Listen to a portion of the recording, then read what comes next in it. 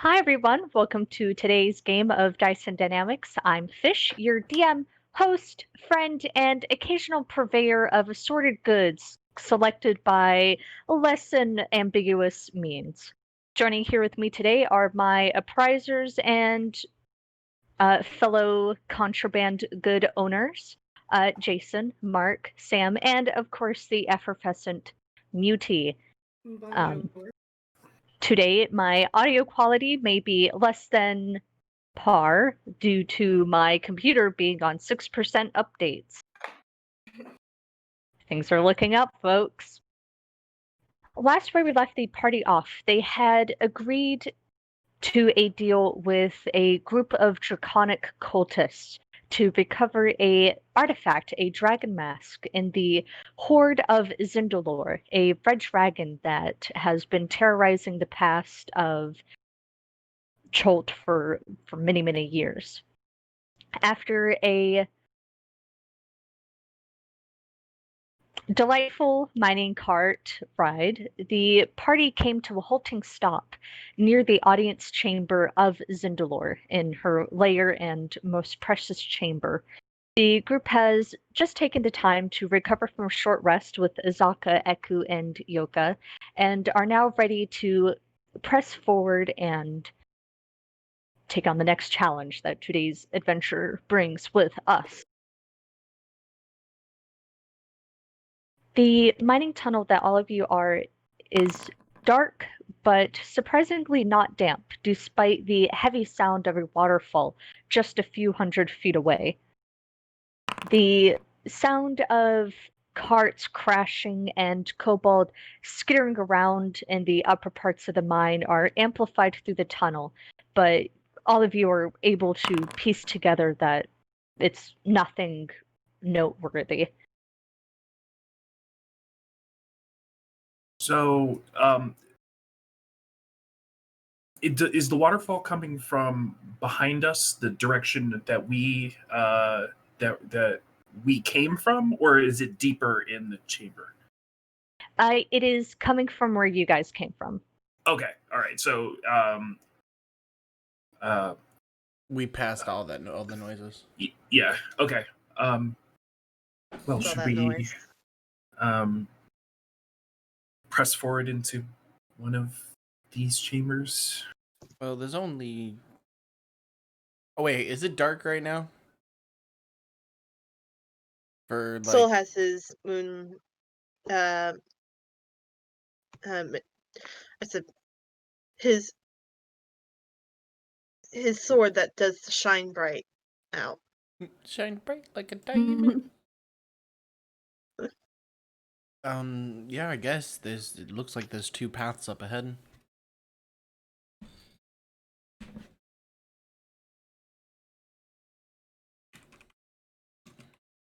Okay, where are you guys heading? Who wants to go first? There's two paths. Oh, divergent paths down this larger sort of pathway. Yes, I see what you're saying. South, yes. Devadath will take a deep breath and will say, I should probably not go first. I could. I'll go. Oh, I was gonna say, if you want, I could put a light spell on something on you, Devadath, so you can see. I can see just fine, Jet. Look at me. She'll sort of just... Oh yeah, the ears, I forgot.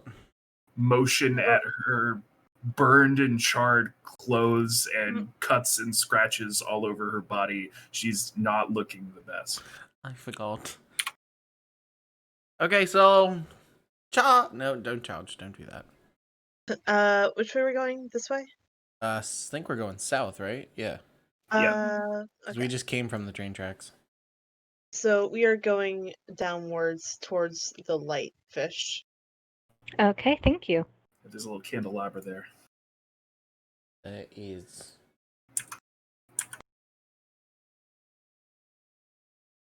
Just 1 second. Okay. Can someone show me the map? I got you. Oh, wait, hold it. What? I just missed. Mark, your thing might get messed up, just in case, because I think, yeah, Sam's about to screen share. Shit. Okay, that's fine. Sorry. No, you're good. I can do Yeah, this real as quick. soon as yeah, there you go. Okay, the larger than normal tunnel, even though the height is cramped and the top of your horns kind of scrape against the rock, Solidago, the tunnel opens up into a decently spacious, almost like an enlarged alcove with a sheer drop into a larger room. It's still dark and it's hard to see forward, but you can see that this place has a lot of pathway to it. It's used frequently. There's signs that sometimes the kobolds would camp here, like dirty blankets trampled with dirt. On the wall right next to you are 4 pegs, and they each have robes with luxurious red silk and threading and wooden masks resembling a dragon. Soul passes along this information.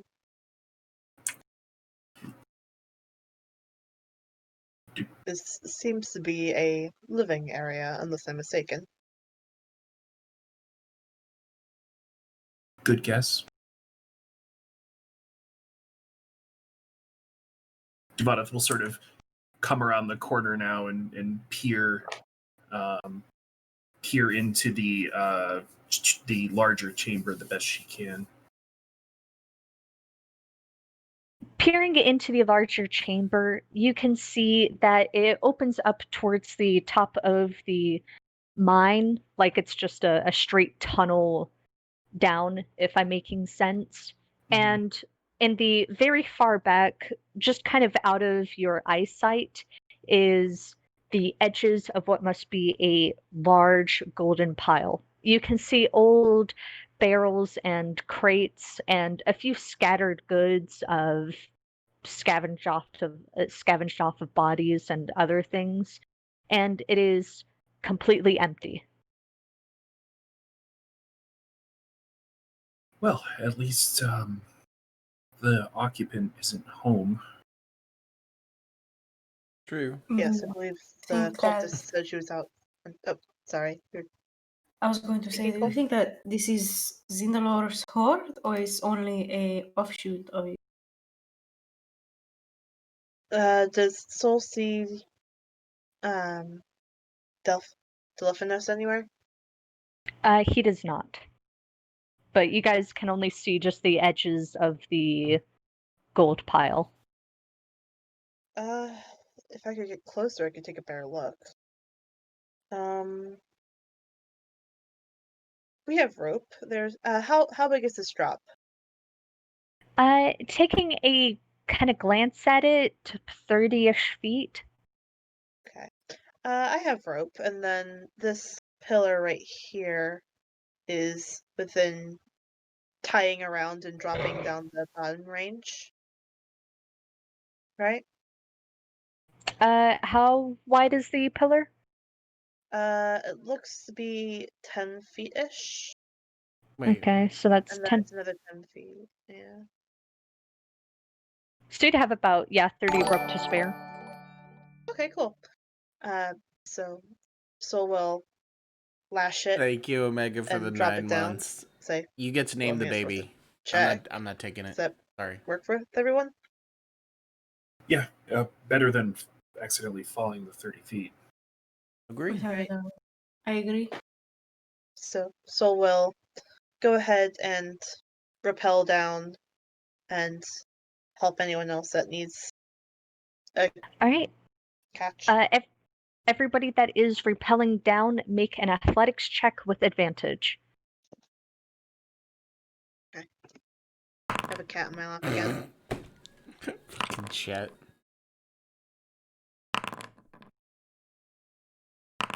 Oof.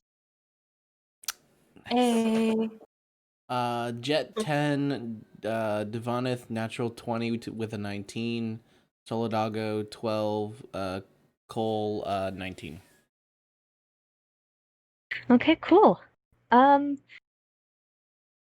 Jet, as you're rappelling down the rope, you catch yourself and you don't fall, but the having to catch yourself, having to hold up your full body weight does wear you down quite a bit, and by the end of it, your hands are raw and almost bleeding. Ow! Gosh darn it!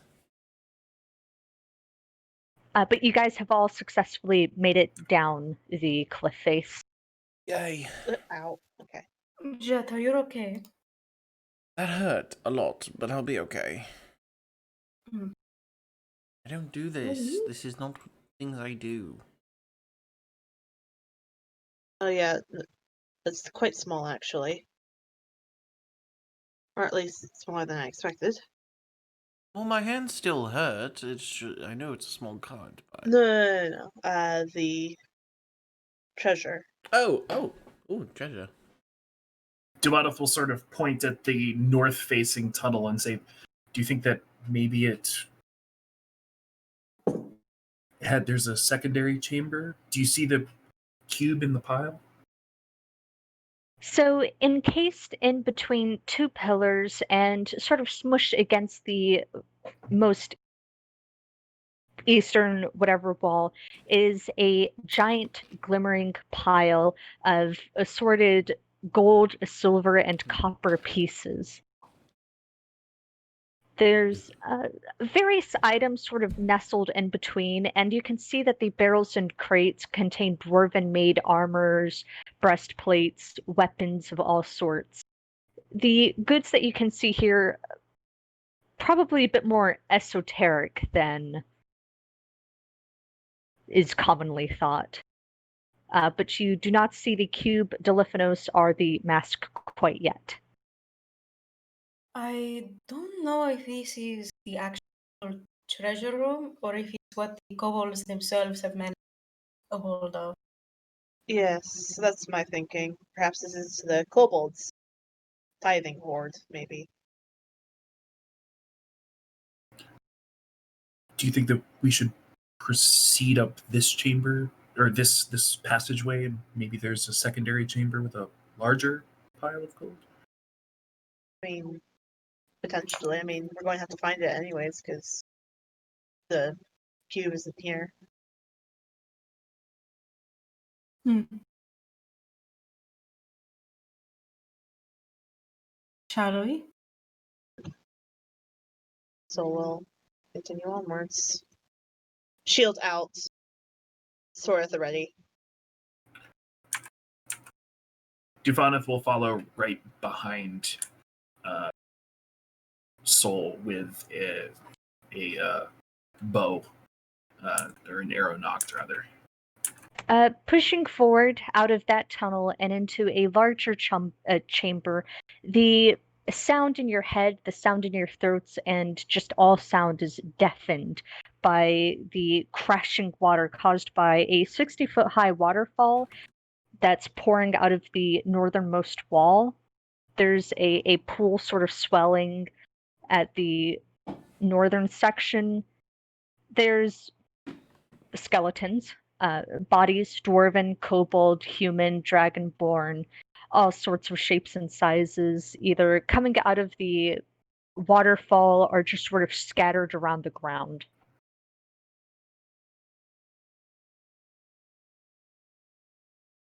I think that's ringing the bell to Soul. Oh, sorry. It is not. Well, you see, those tracks are from where we came, so it wouldn't make any sense to go back up and go around. There must be something we're missing. I think, if I'm not mistaken, those are above us. But there is over here as well. Yeah, okay, so it like goes down. Oh, okay, yeah, I see. It So just looks like then, it's a big circle for now. yeah, there was that once. Was that a tunnel or an alcove down at the very bottom of the I was curious about it myself. I could not see the entire thing, but it might be worth checking out. I agree. Anyway, The other possibility might be a hidden chamber. Should we maybe check for, cracks in the walls or levers, switches? hey, Faye. Oh, there were those pegs. That's true.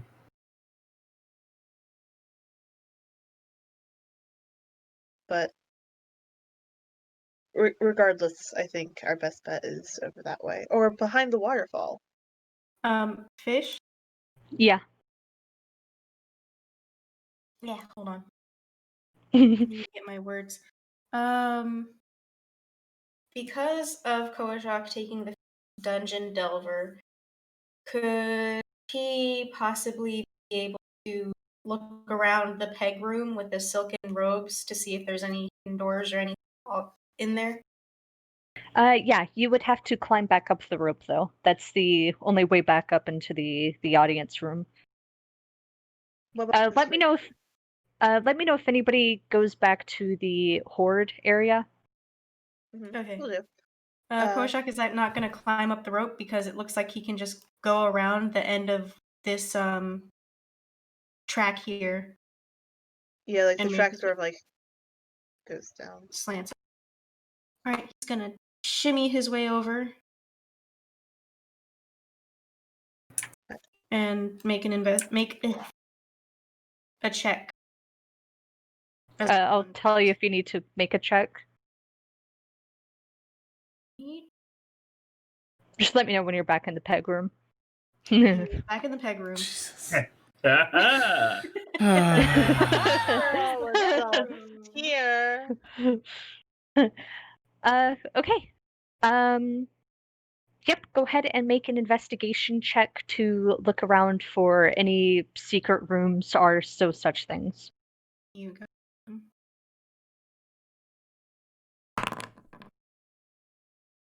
Another Nice. 19. All right, taking a glance around, no, it doesn't appear that there's anything hidden or any secret rooms. At some point, there might have been an attempt at a wire trap or some other secret thing, but the kobolds weren't quite able to figure it out. What probably happened is the body, the cube, and other things got buried under the mountain of gold.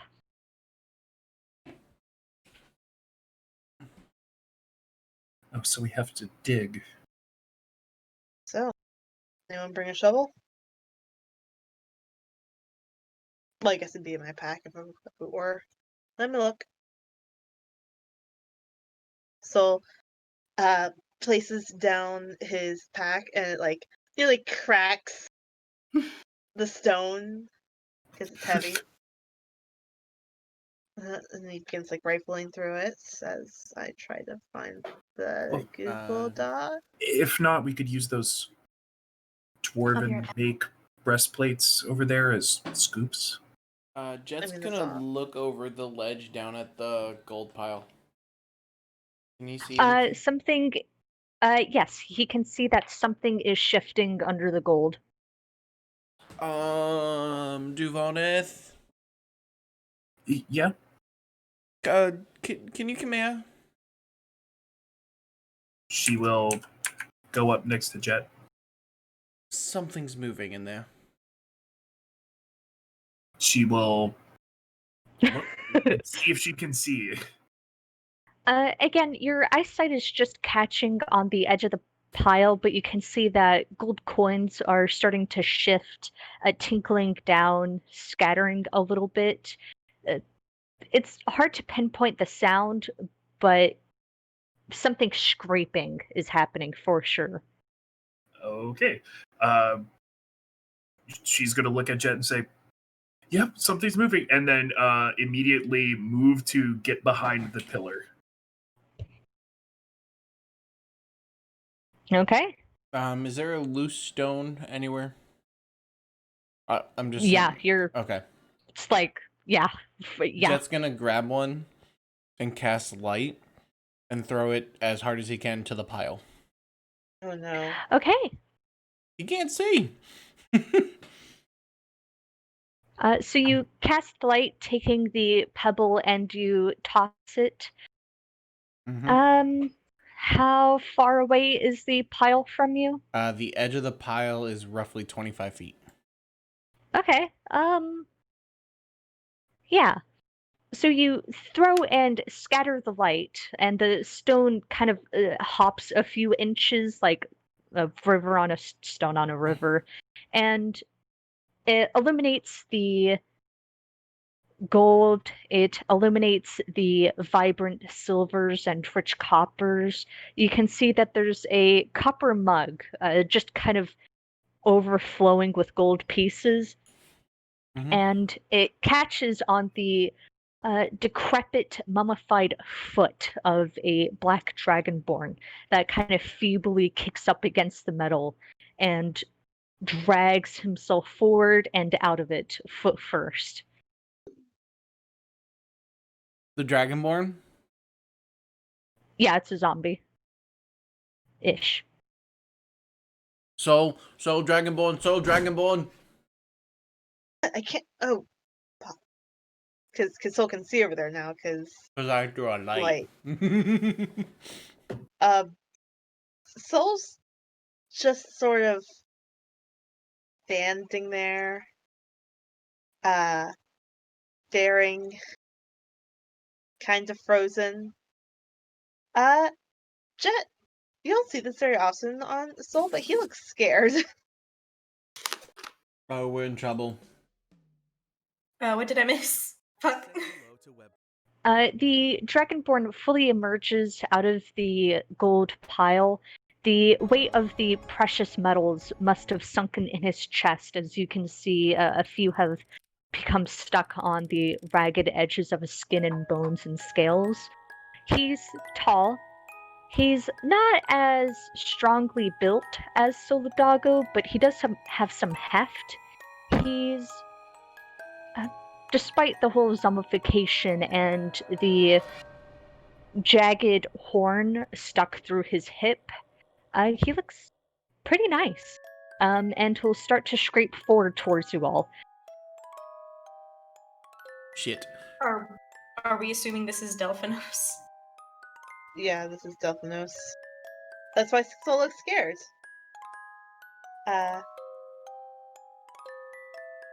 So we're on top of a 30-foot large cliff. Mm-hmm. We can take pot shots. We could take pot shots. Soul doesn't have the ammo for that. What Is Soul it? going You said to it's a do? 30-foot cliff, Fitch? Yeah. Yes. Okay, Jet. Okay. Yeah. Okay. Jet will just cast. Are we attacking it? Yeah. Soul's going to rappel down. What? Jet quickly throws a firebolt. Okay. So the doggo.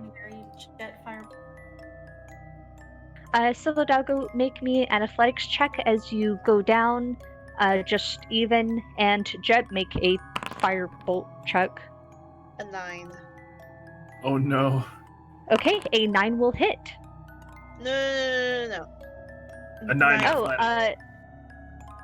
9 is not good. You make it down a few feet, about 15 or so, before your muscles give out due to the strain of your adrenaline pumping and the just kind of how scattered your brain is, and you drop 15 feet. So Jet rolled a 23 to attack Okay. and 8 damage. Okay. I'm calculating the fall damage right now. Yep. Wait. It's adding your. Wait. Because I'm a no, cleric. hold it. Yeah. I forgot how attacking works for a second. Sorry. You're good. It's all Alright, good. so due to you falling, you take a grand total of, I am so sorry, 2 bludgeoning damage.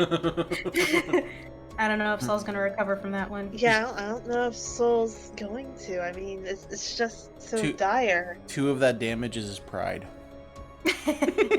All right, Jet, you do 8 damage. It takes a good chunk, and it kind of knocks the Deliphanos zombie back by a little bit, searing a hole through his clothes, but who'll keep pressing forward. So the doggo, he is 5 feet from you.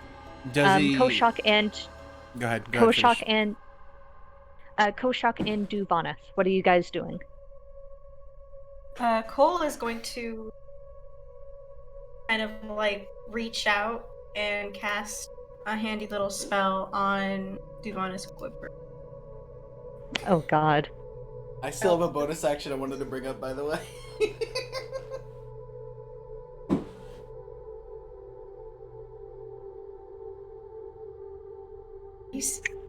Let's just keep it to actions because it's a CR 1/4 monster against a party of level 9s.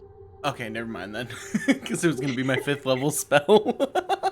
Oh wait, No. if that's the case, then never mind. No. Cole will save the flame arrow because I don't think they last for that long.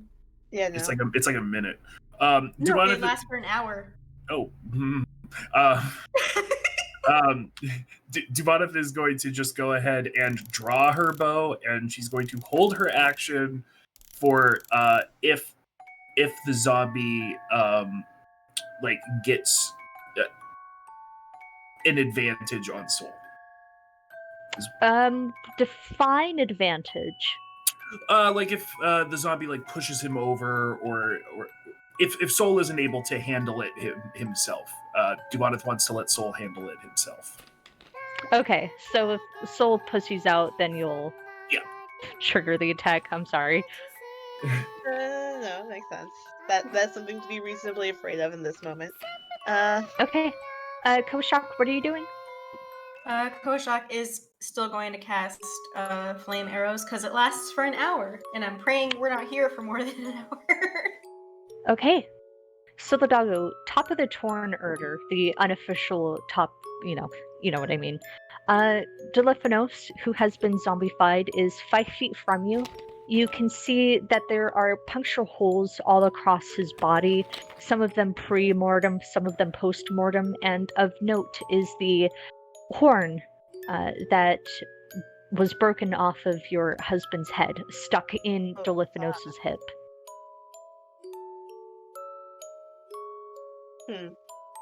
Soul looks at it, and he continues to look at it. And then he's going to run him through with Mimahez. Okay.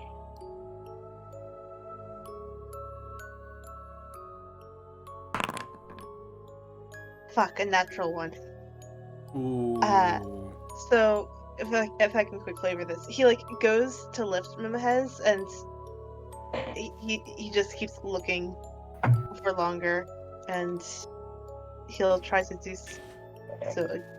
No, I'm going to say he doesn't attack after that. He just keeps looking. Duvanath? Yeah, seeing that sort of almost motion into attack and then a freeze, it would definitely trigger.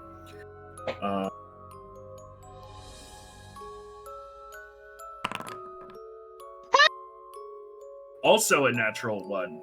Jeez, come But on, an 11 on guys. the die. But yeah, but it's an 11, but it's still a natural one. Yeah.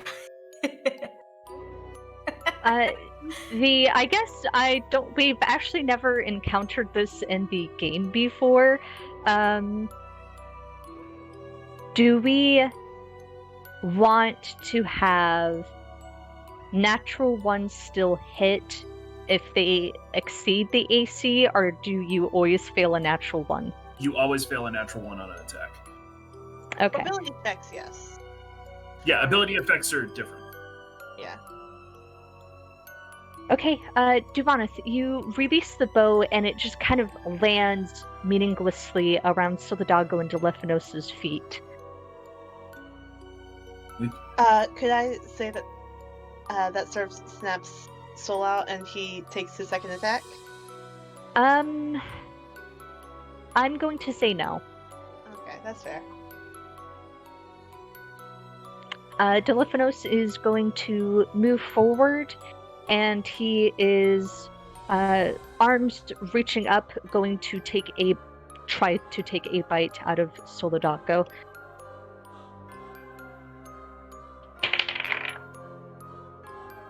Does a 7 hit? Nope. He just brings his shield up. Okay. Jet?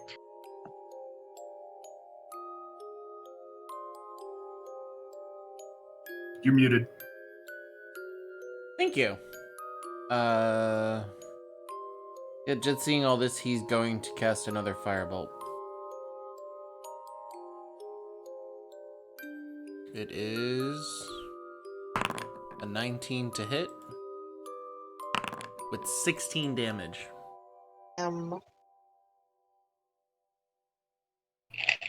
Okay. Chet, you release the firebolt, scoring it over Siladago's head and knocking it straight into Deliphanos' throat. It doesn't pass through the body, but it does send him pulling back, and the zombie just kind of collapses in on himself. And does not move.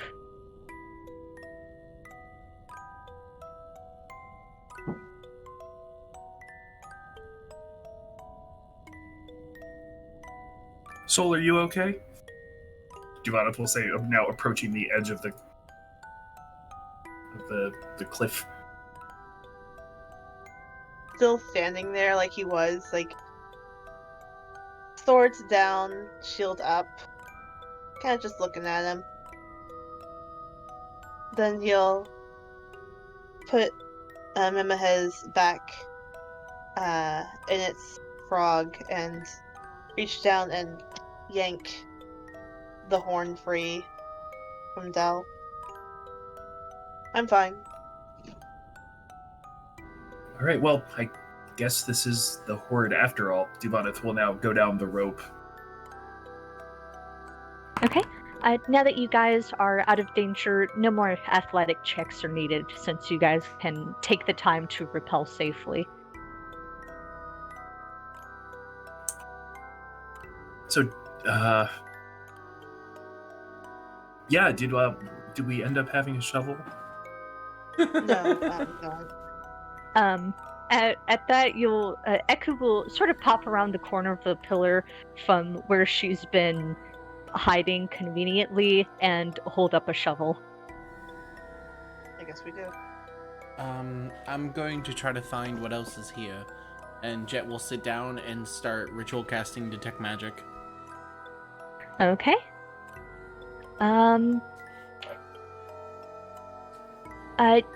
Jason, can you... Yes.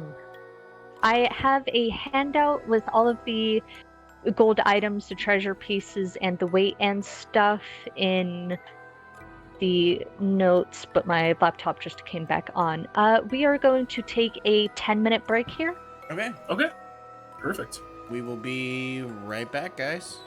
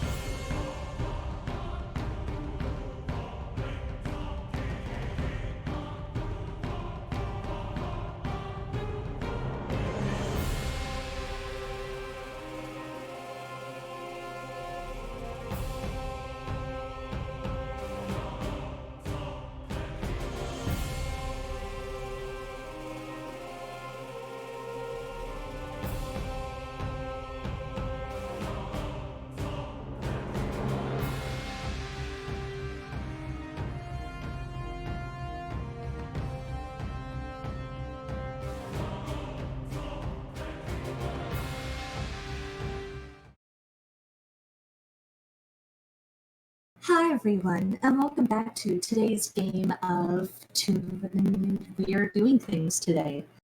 The party finds themselves in the horde of a red dragon, Zindalore. The dragon is off hunting and adventuring, leaving the adventurers ample time to dig through and steal to their heart's delight. Jet has just finished ritual casting Detect Magic. He doesn't pick up anything off of the gold pile, but in the barrels and crates, he does pick up something in the gold pile. Completely forgot about that.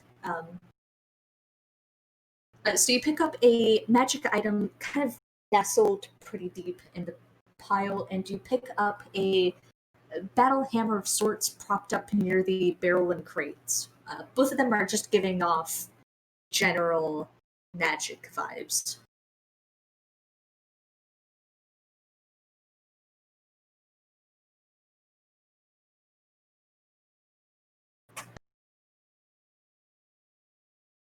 Of course. Eku, can I see the shovel, please? She'll hold it for you to look at. May I borrow it? You may. Thank you. So we'll You're take it welcome. and. Were you saying something, Eku? No, keep going. Okay. So we'll be getting to shovel gold. He won't do that. He places it gently off to the side in case we need to take it. And we'll help dig for wherever Jet tells him to dig. Jet will help the best he can compared to Soul, but No, dig there instead of there. I'm digging exactly where you pointed. no, to the left. So to the left. I am digging to the left. No. That's your right. No, the other way. Eventually, after much debating, the two of you will recover a vibrant, verdant green mask in the shape of a yeah. dragon, meeting the exact qualifications, descriptions, and measurements that Mr. Simber had given you, right down to a kind of skull being dislodged by a 1/4 inch. And a terracotta-like cube bearing the markings of a jaculi, or snake, coiled. And not in strike, but more in observation. Jet will hold both of them because he caught them while Soul was doing his digging thing. Oh, found him.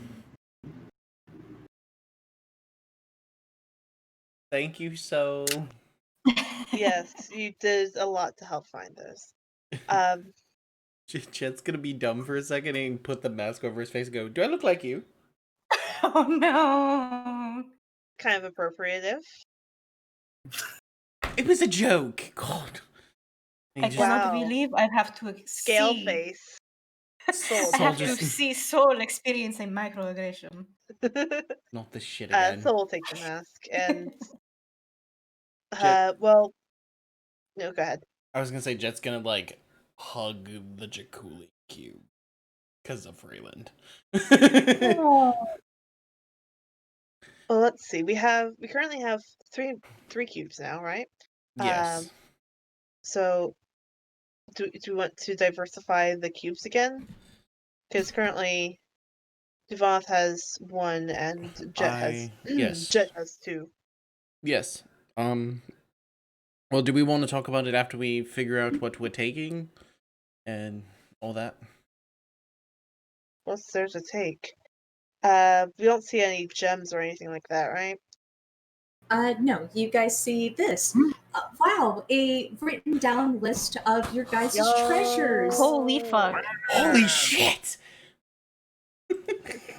No, wait, what was. And I threw a bottle. Oh my There was- gosh. Jet. Soul picks up the copper mug. This is mine. Sorry. I actually didn't do that. Taking a closer look at the copper mug, it appears to be in the stylings reminiscent of Omu.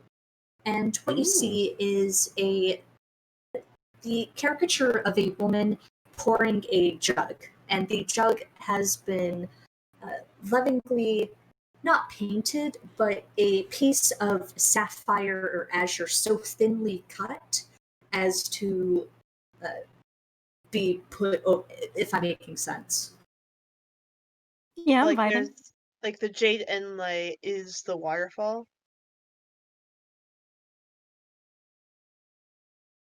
Sure, yeah. Okay. Soul's holding it very close to his chest. Kojak is So going it's- to put his Me too. tiny paws, put his little paws on the dragon metal and the chain. Nice. Jet's gonna walk over to the weapon that is magical that he found and try to Right, get to it. the battle axe, the warhammer is like twice your height. It's got like leather wrappings, and it appears to be very well loved. I can't carry this. I got it. I don't Soul think I've will ever seen something so drastically not your size. Soul Wow. will go and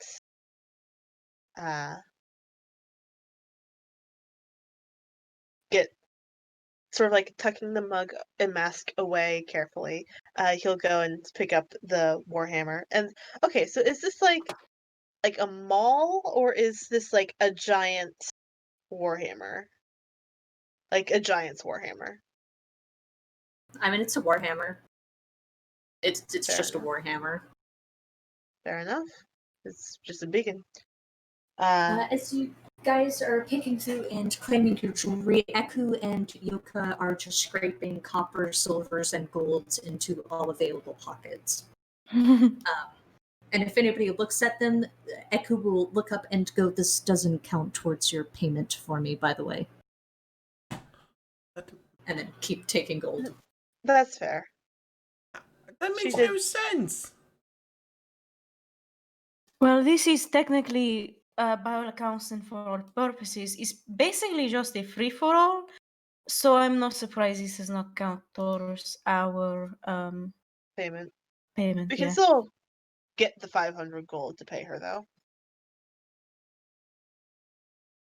From Can this we? amount. I feel like that's a bit to carry under the given circumstances. Well, we have a bunch of credit in Port Nine Zaru, so not too worried about it. Oh yeah, we have that as well. So what do we want to try to carry, I guess? Well, this warhammer could probably fetch a nice bargain. Well, it's magical too, so you'll definitely get something.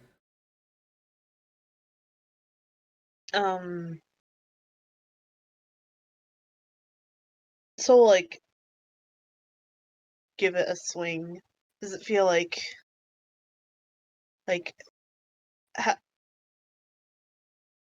I'm trying to decipher if it's like a +1 or like a +2 or like +3 type thing.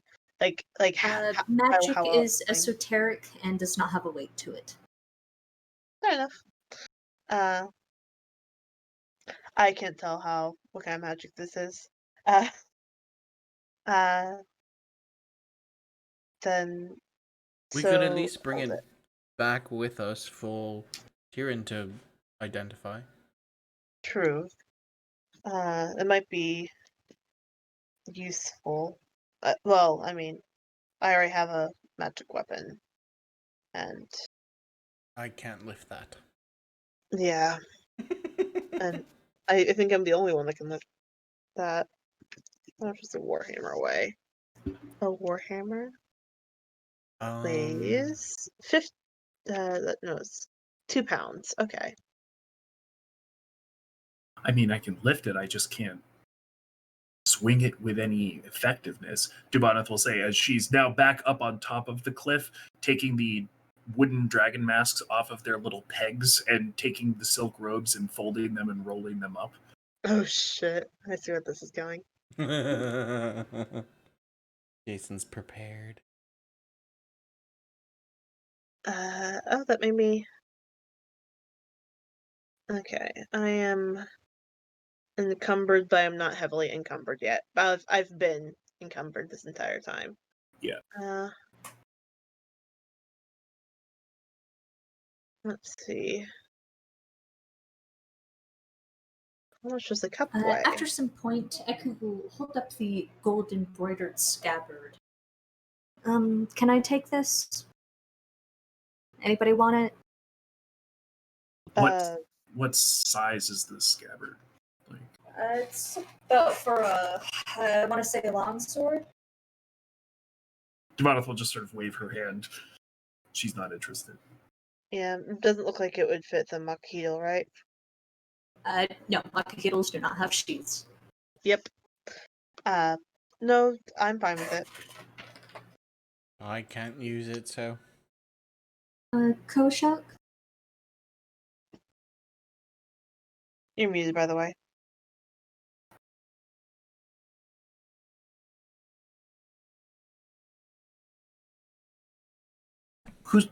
Who's gonna take this potion of healing? I have one already. Same. At least I'm pretty sure. I could hold on to it in case someone else needs it. Not a bad idea. I already on letting Jet hold on to it. Oh, okay. Um,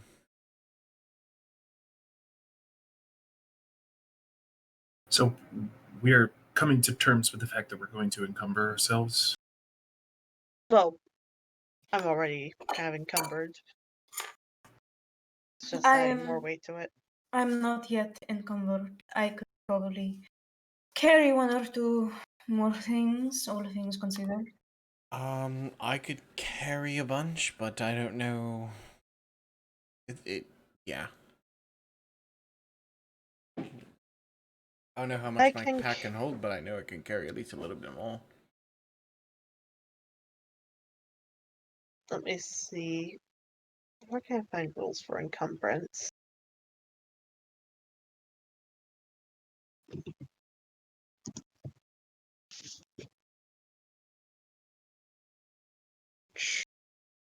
Let's see. Speed. So first level is speed drops by 10 feet. If you're carrying the weight 10 times your strength score, up your maximum carry capacity.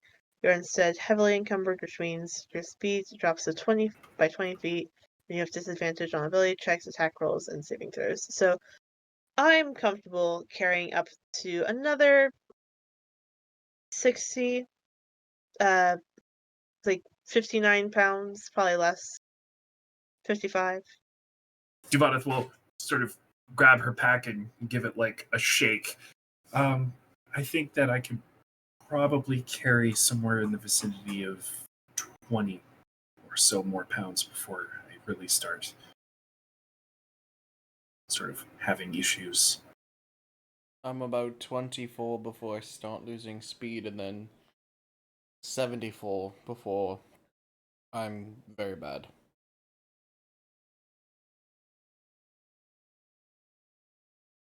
Then I guess let's start scooping. I was gonna say, do we want to try to take? Let's start scooping. Do we want to try to take as much as the gold as possible? I Is that mean, our goal on well, this one? like I imagine the goal is get all of the items. So like the copper mug we got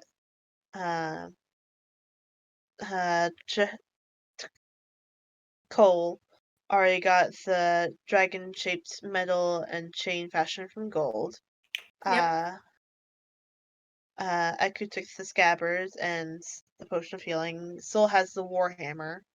The greater potion, yeah. Yeah. Giovanna's going to point at the breastplates and we'll say,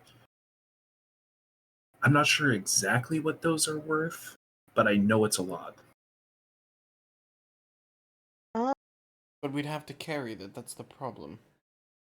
Right, but Yeah. it's a crafted item. So does its weight outweigh the same weight of gold, its cost. Yeah, I guess it depends on how nice the breastplate is. Is Fish. okay? Yeah, Fish just arrived back. Javanath would like to inspect the breastplates to see how much she thinks that they would be worth if they were to sell them. Okay.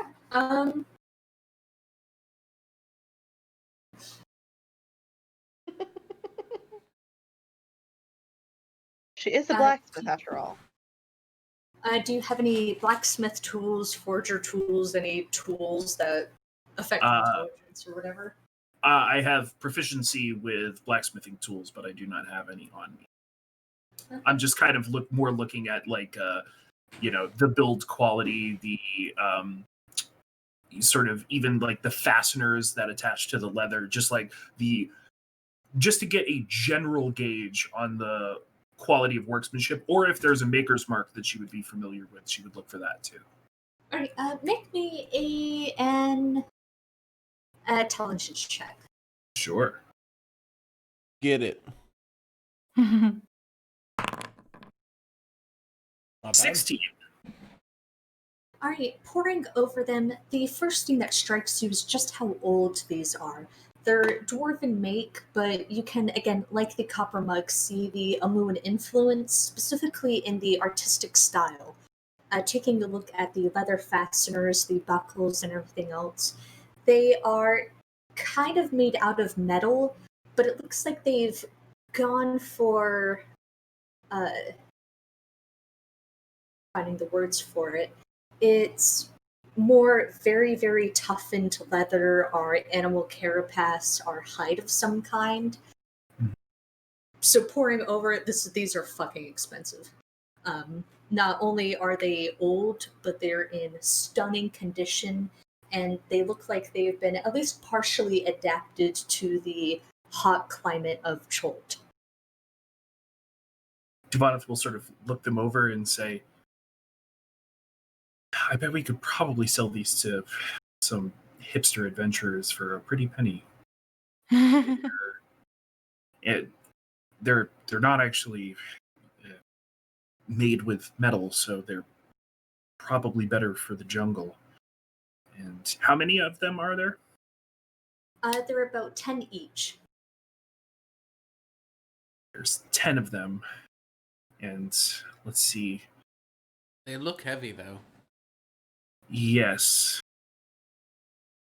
But she'll start doing some mental calculation. AKA I'm launching calc.exe. You mean you're doing taxes?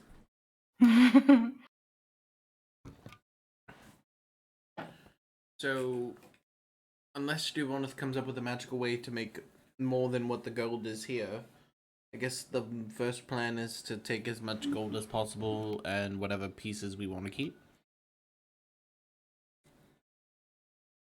I think that would be a good idea.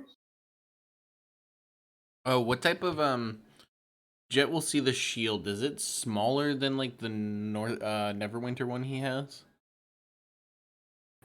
It's made for a dwarf, so unfortunately not. It's even a little bit bigger. Damn it. Jet will walk away.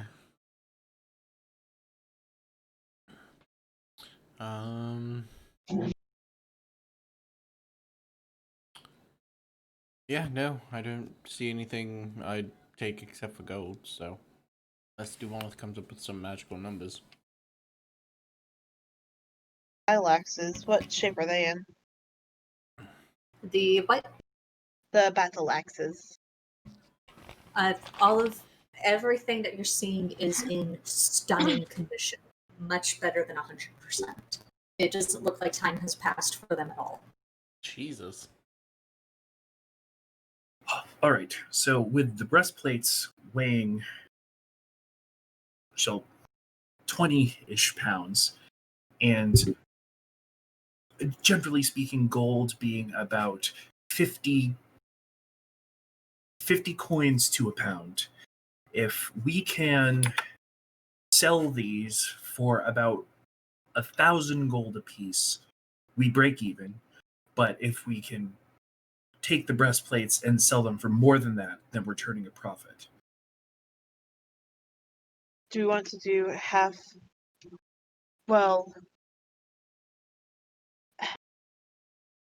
breastplates usually don't sell for that much, right? Like that's like what you would pay for a whole set of plate.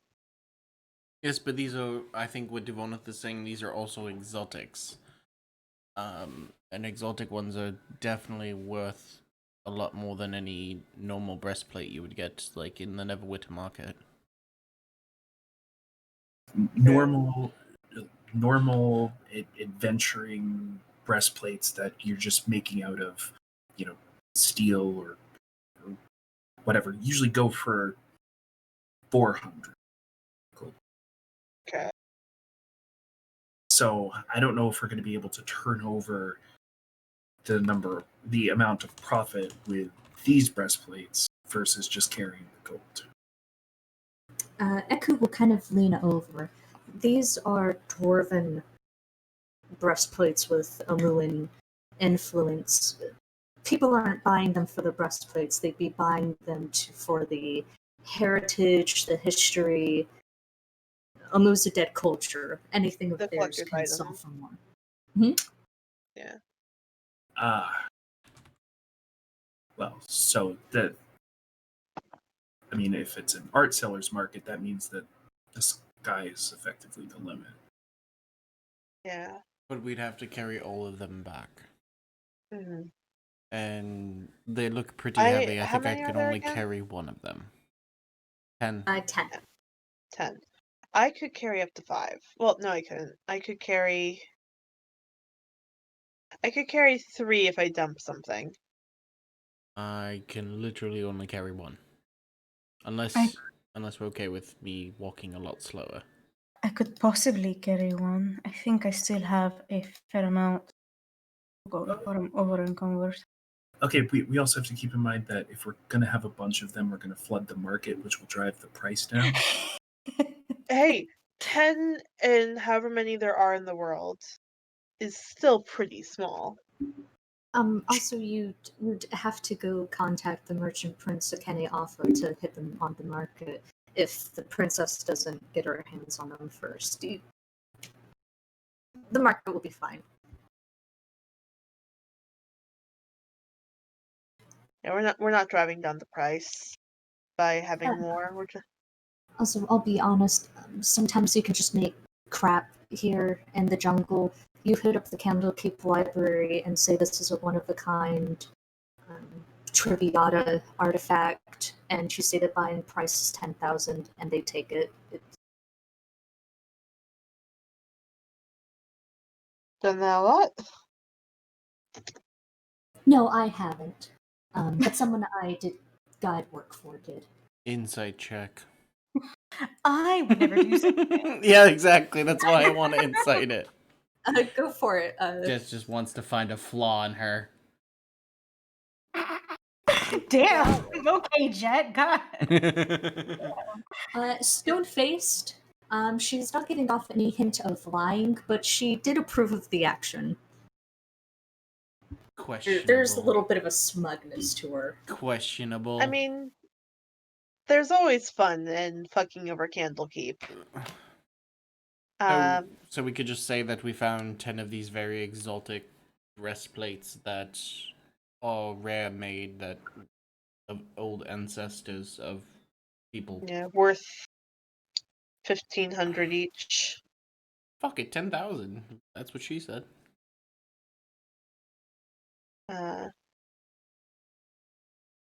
But Either way, anything we say is gonna be profit because we didn't pay for these. yeah, true. I could drop the rain catcher because we have the mug, we have the jug, which is watering us. I also can create food and water. Y'all just don't wish for me to make food anymore.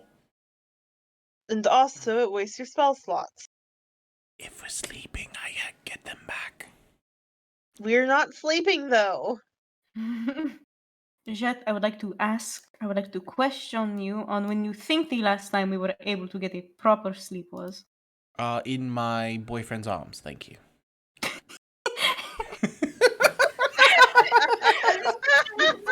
across the room, and Ku just gives a sharp exhale of air. I just like to picture Jet just like doing the sassy head tilt and then turning away from Koisha. Bitches.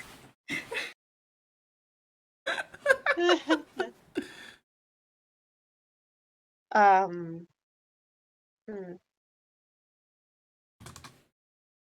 Jeez. So yeah, we could take these to Candlekeep and just give them an exotic story of this and give them a price, and they'd probably take it according to Echo. We found them in a dragon's hoard on the southwest edge of the peninsula of Chult. There we go. That's a pretty good exotic story. The story's already exotic. Exactly. No need to make something up. But So we could just take these and whatever we can fit in our so pockets. if we each take one, Mm-hmm. and Soul takes 3, so And the that cultists will 6 total. And the cultists will probably come in and take the rest and suit themselves up. I don't think they're gonna sell it. I think they're gonna keep it as armor. No. They were afraid to even come down here. Yeah. True.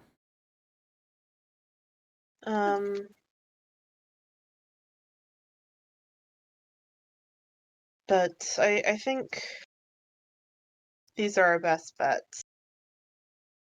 And So yeah, if I get one, I can walk normally, but if I get another one, I would start walking slower.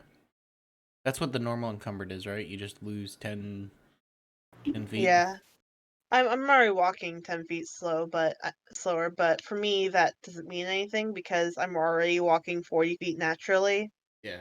So I'm just at So regular pace. So if I grab one, no, if I grab one, I won't be encumbered. But if I grab 2, then I will. So I might as well grab 3, because then I'll be just minus 10 feet. Then if we're all going for 20 feet, I mean, I might as well take another 2. But you also get disadvantage on ability checks, attack rolls, and etc. It's not worth it. Why are we being crazy about this? We could just put him in the cart and push the cart. We don't have a cart. We also have to. I thought we stopped the cart. We also have to We have walk them back to Kirsabal, to the portal. Okay, that too. At Shilku. I was What just I'm thinking is, I could probably carry one, and I can add a little bit of weight with some matching helmets. Oh, yeah. Yeah. Yeah. So I can do one with maybe 2 helmets, 3 helmets.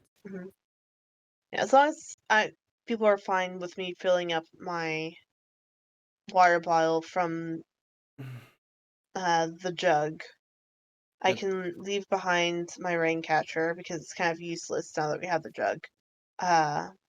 And from there, I can carry 3, and then we can pad out with the rest of the gold.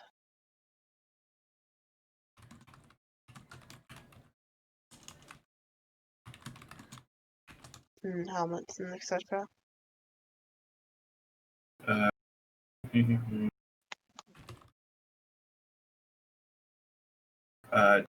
Duvaneth will strap 1 breastplate to her pack and then 5 helmets. All right. Jet's gonna carry one breastplate, and he can only carry up to 3 helmets just before he goes too slow. Is that what we're doing? Like just normal speed?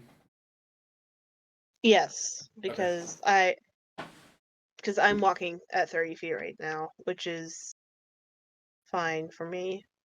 Duvaneth's at 25, but she can bonus action move if shit hits the fan. Mm-hmm. Is this working correctly? No, it isn't. keep forgetting I'm muted. I think we're set. Yeah, we just have to pad out now. So just to recap, the items that you guys are taking is the Potion of Greater Healing, the Dragon Metal Enchain, the Copper Mug, who is taking the Golden Scabbard, and who has the Battle Hammer? I do. Okay, and you've accounted for that? Yes, I have. All right. And then I'm going to pad out the rest of my. I'm currently at 156.865 pounds. I'm going to bring it up to as close to 160 as I can without going over. Okay. On So the bright side, we get lighter as we eat rations. that's it. How much does a gold weigh again, Jason? 0.1. So it's 50 gold to a pound, I think, or something. That I looked Yeah, it up. 50 gold, 50 pieces to a pound. Okay, so let me see. 160 minus 157. That's times. What was 1 piece again, Jason? 0.1? Well, it says it's an inexact 1/3 of an ounce, but there's always 50 coins to a pound on page 143. Okay. Jed can Okay, only take so 25 pieces. I will take 55. No, I'll take 150 gold coins. Nice. Jed takes 25. 3 helmets and 1 breastplate. Stunning. Make sure this is going down on your sheets. Yep, it is going for me. It is going into The Google sheet in the the Google pinned sheet. group chat. Mm-hmm. Oh, okay.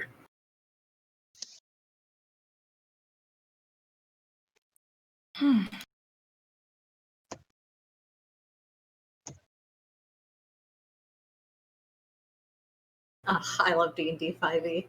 It's so good. I love having an entire hour of RP dedicated. Yeah, I am at 159.865 pounds. I am. Soul cannot physically carry anymore without being heavily encumbered. He can carry more. Schnoz. His carrying capacity is 240. Are you making the changes in the weight Yes. tab? Okay. Cool.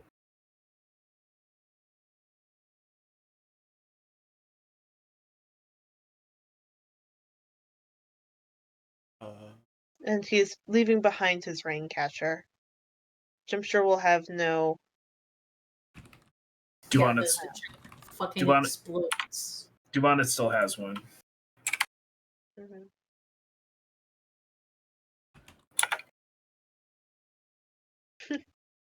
Wow, y'all are using the resources now, huh? I didn't know it was there. I didn't know weight It's was been here. here. You realize the I was only thing we ever calculating weight talked on my- about was the food. Like, we never did that. I never knew about the other tabs. Yeah, I didn't know about the other tabs.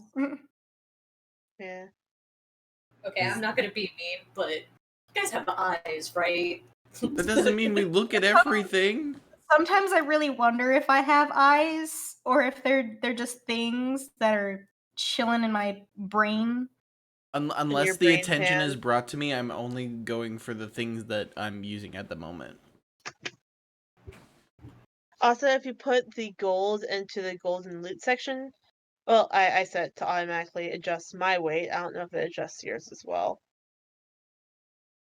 In currency. Nope, it doesn't. But you can copy and paste from my stuff. Just at the E or H or D or whatever.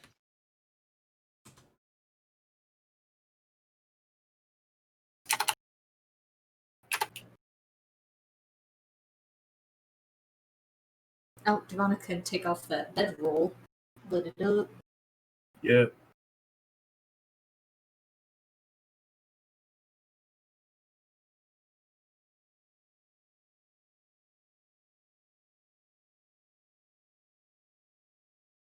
Ah, yeah. Inventory the game.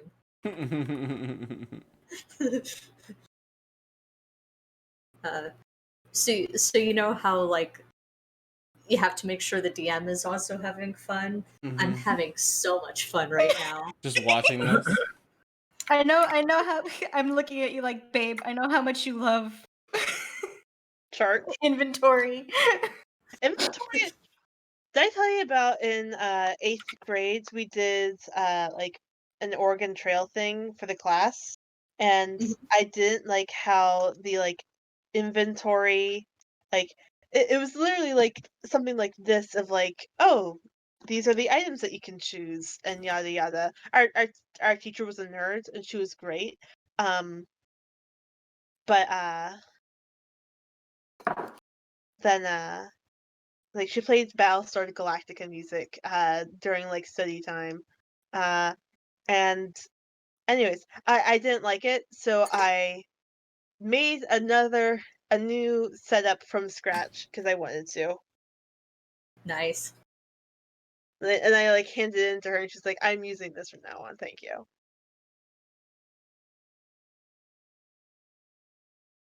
I just Sorry. realized I had like 2 extra things, so I actually can grab a little bit more. I had 2 traveler's clothes and 2 pouches, which made no sense. Nice.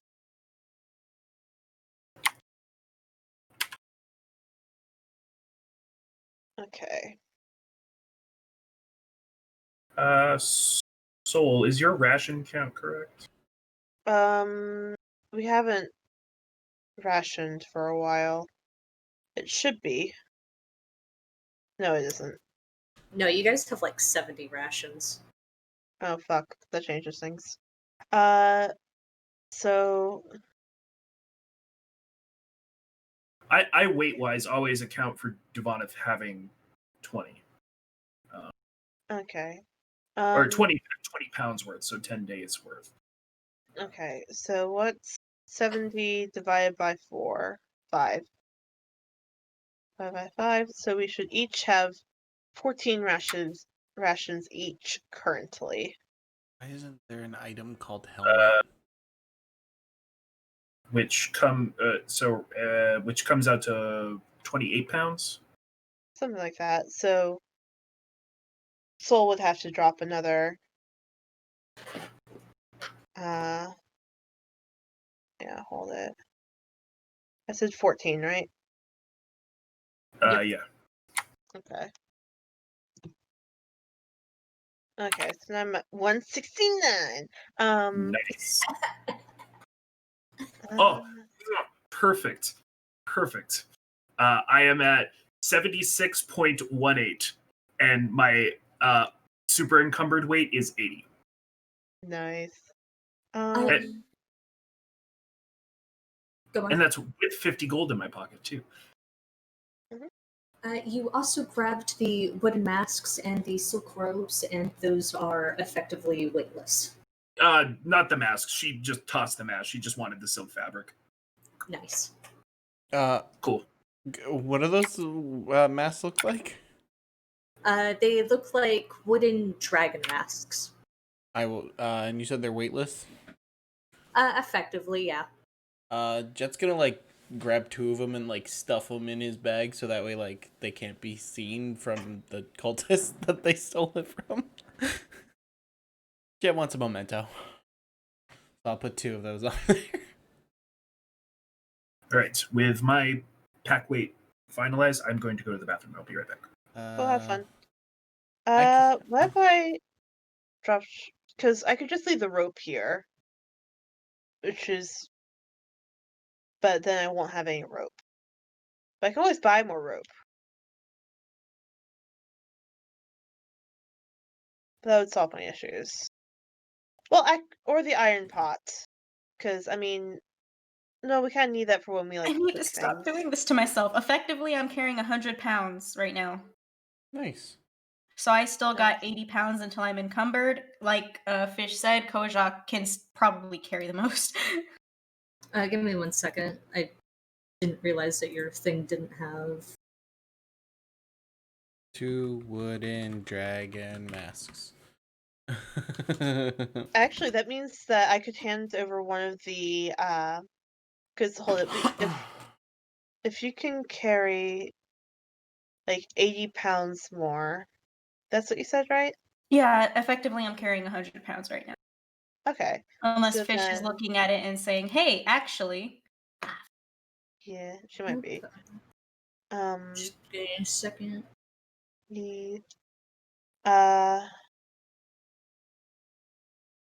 So that means you could carry 4, which is that including the breastplate you're already carrying? No, I haven't calculated the breastplate, which is like 30 Okay. pounds, you said? 20.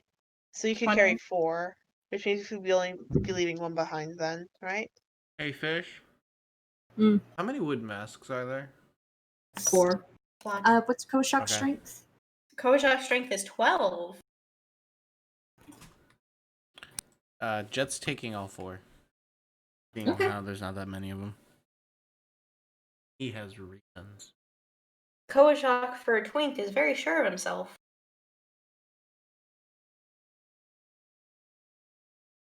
I calculated that the weight, my max weight, and that's correct. Mm-hmm. What's Jet's strength? 10. Stunning. He's super strong. I won't lie, I love that how Foundry works. What? Can he carry 10 more pounds? No. According to my thing, well, I'm using Foundry Mm-hmm. because like I just can't keep doing multiple different locations. But right now, Foundry, he's exactly at 50 pounds. If he goes to anything above that, he becomes encumbered. Jet can't carry shit.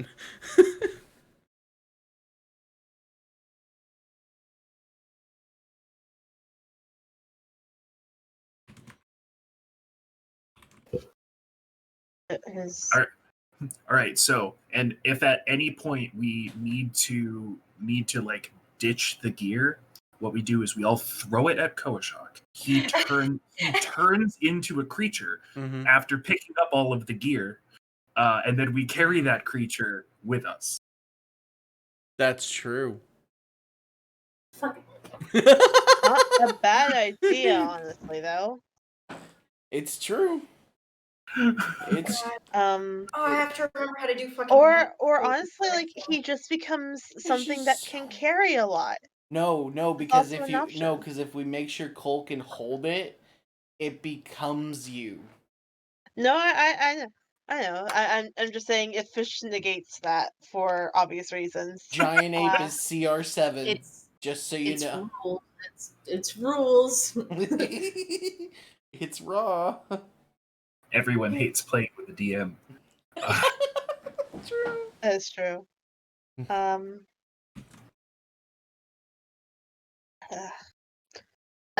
if you scroll down like a little bit, the weight and stuff is being calculated. Yeah, everything I have, I'm pretty much at full capacity right now. Oh, are the cubes a weight? They're weightless. Okay. They're the MacGuffin weight of You're 0.00001 pounds. Okay. Mhm. No, just making sure. They're you're required to carry this weight. Mm. I'm not going to Skyrim you where Meridia's beacon is 10 pounds.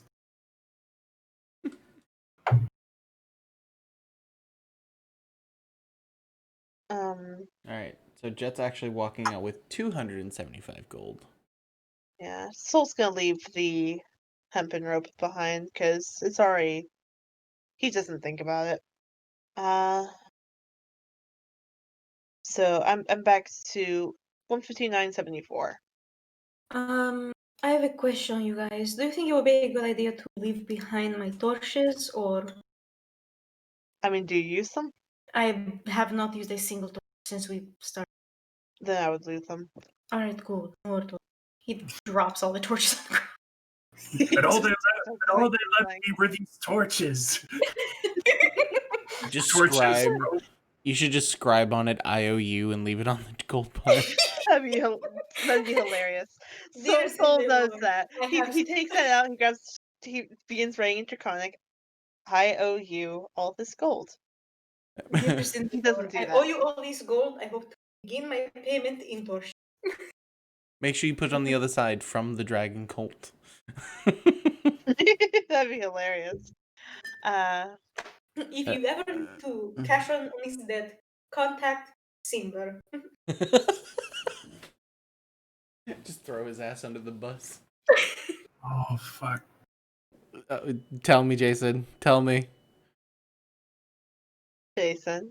He just thought of something worse.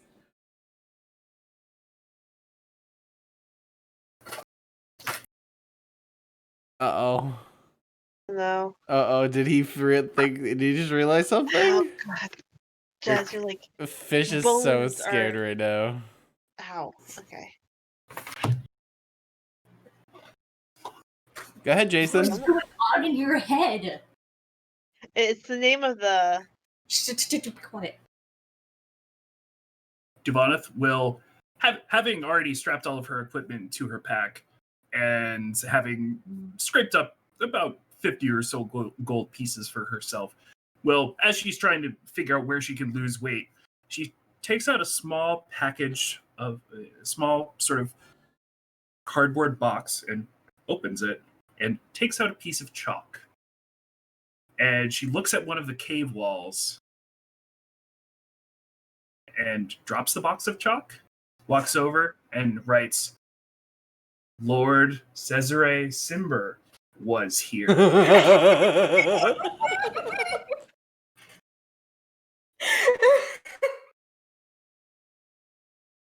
And she just looks at it, rolling around the chalk in her fingers. And then she just sort of draws a crude hand with the middle finger sticking up underneath it. Nice touch. We're not just throwing him under the bus, we're throwing him under a 16-wheeler. We're throwing him under a angry dragon whose hoard is missing. Are we close to the Dragon Heist crew yet? No, not even close. They've got like 1,500 gold. No, I'm talking No, about when it comes 15,000 to. gold each. I'm talking about when it comes to the fact we just threw him under the bus to a dragon. Oh, yeah. Devoneth, speaking aloud, will say, if we're going to have to give him the mask, we might as well inconvenience him as much as possible. That's fair. I agree with that. And then she'll just flick the chalk onto the We are ground. not contacting anybody we know already. This is just taking an opportunity that we see. I I mean, he was here. would be remiss if we didn't let this dragon know where its mask had gone. Question though. Aren't they coming in here later? They were afraid to come down here. It's why They've been afraid to come down here for the longest time. I think the only reason for the body is Alba. Oh. Yeah, thought that. So, Merc. I just remembered something. I have a spell that could make this dragon mask seem magical. The party fucks over. There's Simber. So if we wanted to, if there was a way to make this thing green, one of these wooden ones green, we technically could hand them a magical mask. Well, he knew it's down was- to the exact. I know, but if there was a way, we could literally just give him a fake mask, and if he checked it, it would become magical. It would say it's magical. Because I know the class of what the school is, and I can actually project what the school of the mask is in case they detect magic. Say that. If only, but I think that would be way too risky. It would, but it was an idea that just popped in my head after I saw Devoneth do that. If my 3D paints came in something other than burnt sienna, I would definitely help you in your endeavors, Jet. God, I forgot the- about There's also Salo Blue, and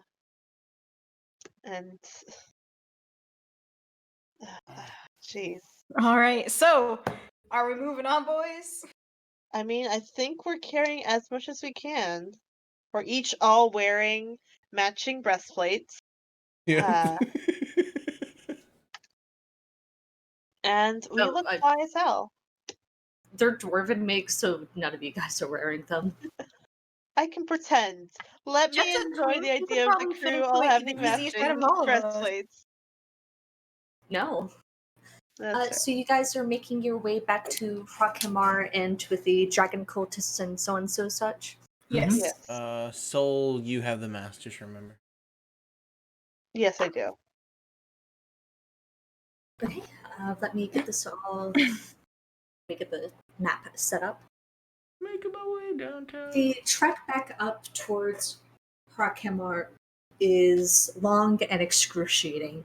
It's about 300 feet of a near vertical climb up cartways, and all of you are significantly encumbered in some way.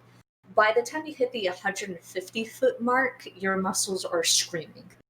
Eku is jogging past you. Her entire body jingling like a Christmas ornament stuck with more Christmas ornaments, and Yoka is even riding on her shoulders leisurely. Question: how long does it take? It takes a while. Can Soul attune to the mask? No, because it is not a short rest. Oh well, that would have been funny. That'd have been so fucking hilarious. It would have been funny for 2 minutes. Oh no. You guys make it back to Hrakhamar. That navigating past the fire newts who all let you pass with just a few kind of grumpy looks. And you make it back to the dragon cultists who all look fairly happy that you made it back and kind of give you some amount of looks, especially as they're kind of looking over all the things that you grabbed. And Cesar Simber, who can't read a room, will lean forward and go, "You are getting those appraised by a Chultan historian guide." Yeah, that's the plan. That's the plan. Yep. Okay. There's this great historian in Pertianzer who claims to have a Muin descent. Soul like unbuckles the thing and goes clattering down. You made it just in time for dinner. Haggis? Haggis and rice. I want punishment soup. I miss punishment soup. Do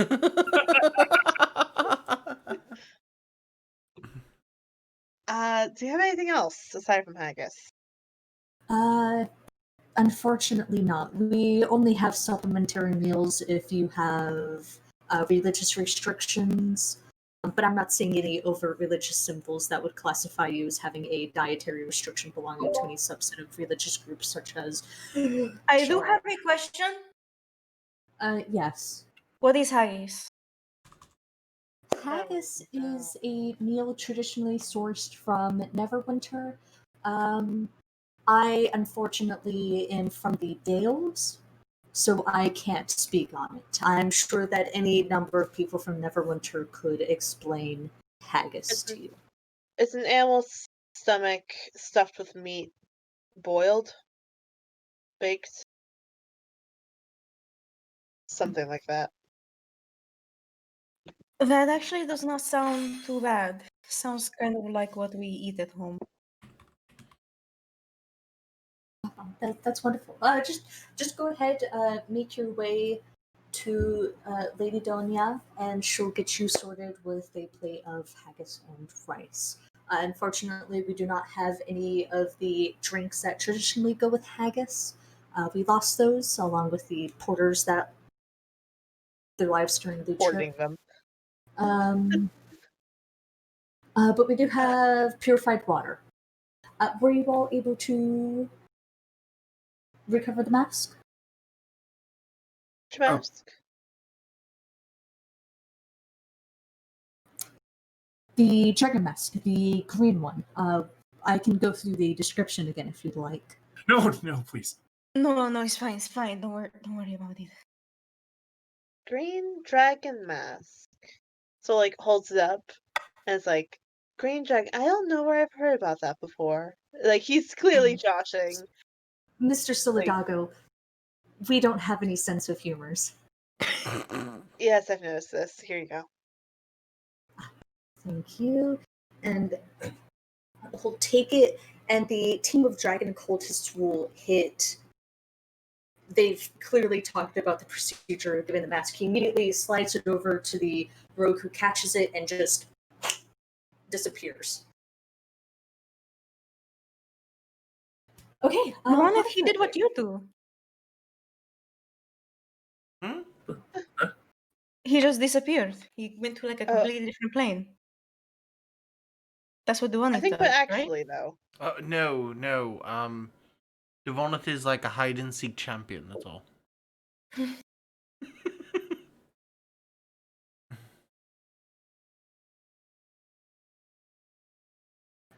We will now fulfill our end of the bargain. Feel free to rest here for the night.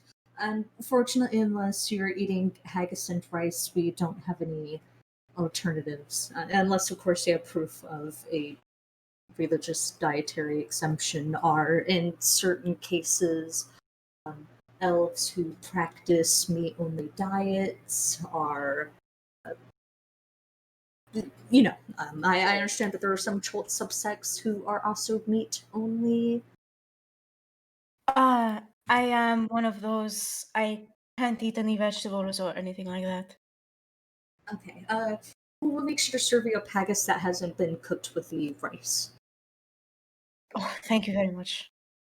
Of course. So again, just head your way over to Lady Donya with the soup cooking room, and everything will get sectioned up. You can take this cave area right here for your resting. Solidago, your husband Alba is by the collapsed section, performing a religious rite of some kind for one of your friends.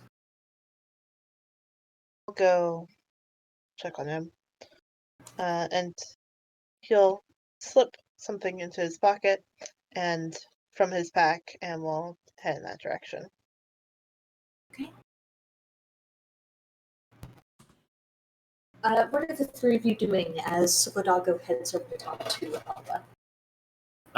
Duvoneth is surveying where this meal is being cooked to look for anything off or weird. Okay. So the room that it's being cooked in is big and thrumming with activity. There's one main cook on it, but there's about maybe 10 or 12 people also helping and cooking. As you're taking a glance around, make a perception check to see if there's any hocus pocus going on. 11. All right, taking a glance around with the deft hands at motion and a very rosy-cheeked woman chopping away at an animal's liver, not much that you can spot. Okay.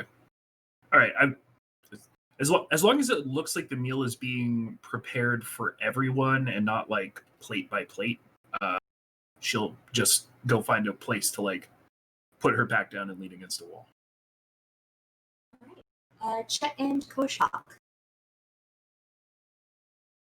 Kojak is going to be examining he waits until like nobody's super paying attention to him, and then he's going to examine the dragon metal specifically. Hey, are you like hiding off in another spot, or are you just kind of hiding in a corner? He's hiding in the corner where like I think it was Cesar mentioned like motion to where their sleeping chambers were, and he's going to like the corner of that room. Taking a look over the dragon medallion, you can see that it's the but typical, stereotypical shape and make of a dragon, except it has 3 pronged horns, about like a triceratops. The chain is strong but very delicately shaped, and it was made for either a very long drop or someone with a thick neck. And there's nothing else special about the dragon other than it has 3 horns? Yeah. Nice, nice.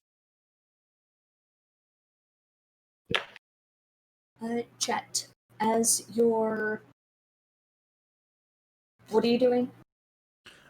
Jet's probably just gonna find a place where he can like prop himself up against a wall, like sitting on the ground, and just people watch essentially, just because he really has nothing to do and he's kind of tired from carrying shit.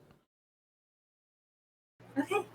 Chet, as you're leaning against the wall and getting a grasp for yourself and handling your things, you'll feel a hand gently grasp your elbow, and Eku is there. Uh, Hi. Um, do you have time to take my confession?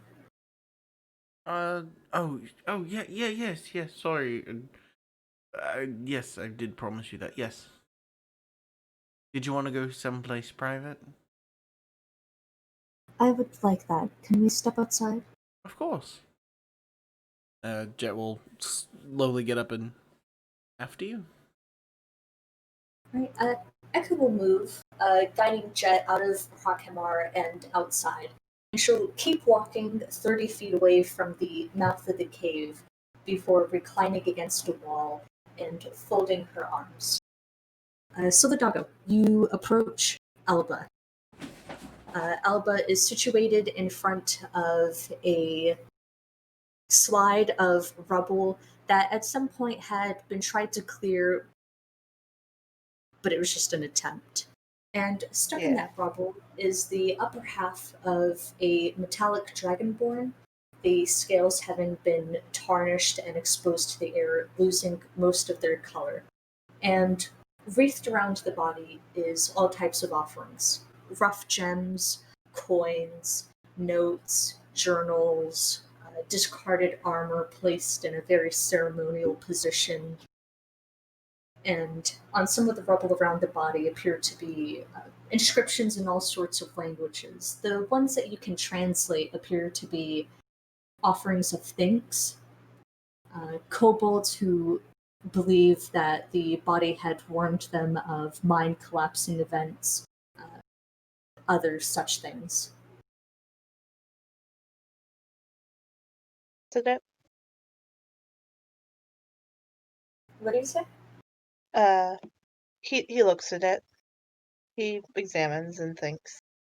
And then he speaks to Alba, pulling out the horn that he had slipped in his pocket earlier.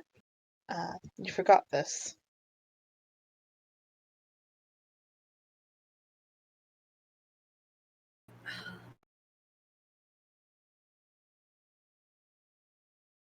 Who'll hold out his hand and take it? Gives it. We were making plans to leave. Chris, me, and the others had pieced together that Dell was in it. We were just going to kill him in the final chamber and knock you out and drag you with us. It worked.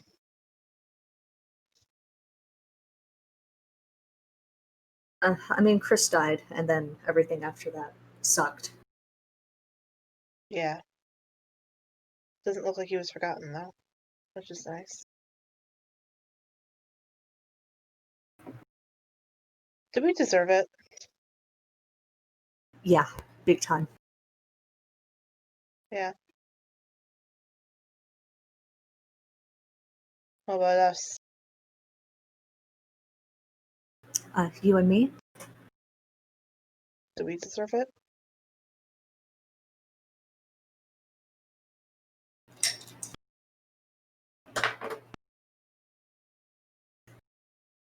I don't think we get to decide that, whether or not we deserved it.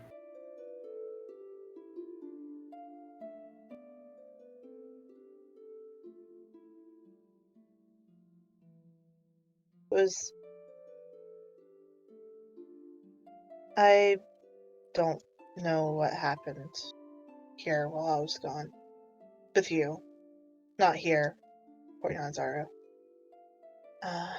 But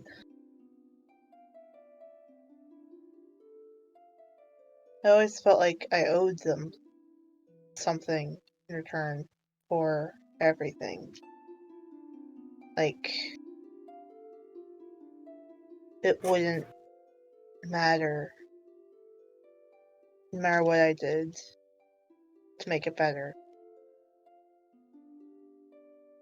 But I still owed them anyways.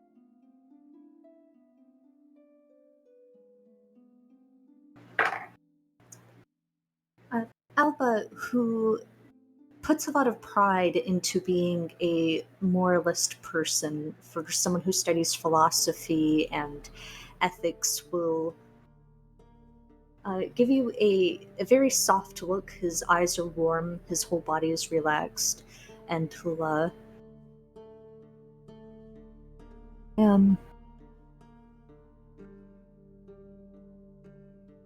think I'm the one you should be talking to this about, Soul.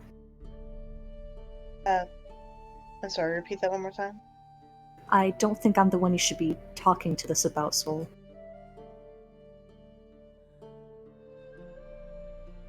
Then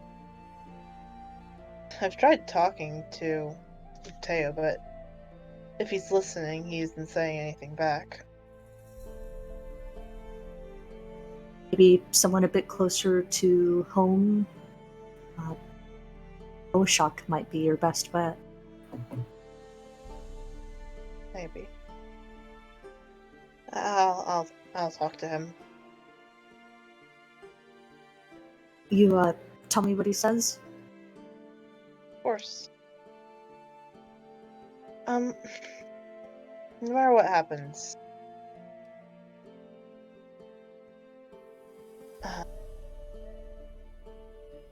you and Liz are really special, and I don't know if it's too early to say it, but I love you guys with all my heart. Love you with all my heart. And I'm sorry.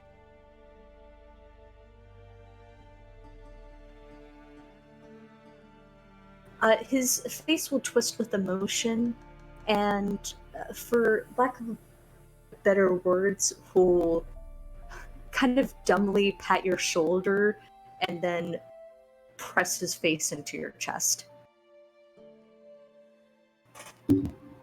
Paul just wraps his arms around him and holds him there. Jet, you are face to face with Eku, who, for the first time since you've seen her, is losing her composure. Her normally stoic expression is replaced by something that looks almost like troubled. And she'll pat her wrist and say, "When I was born, when my people were born, we were made. And we were made with the express purpose to be harbingers, guides,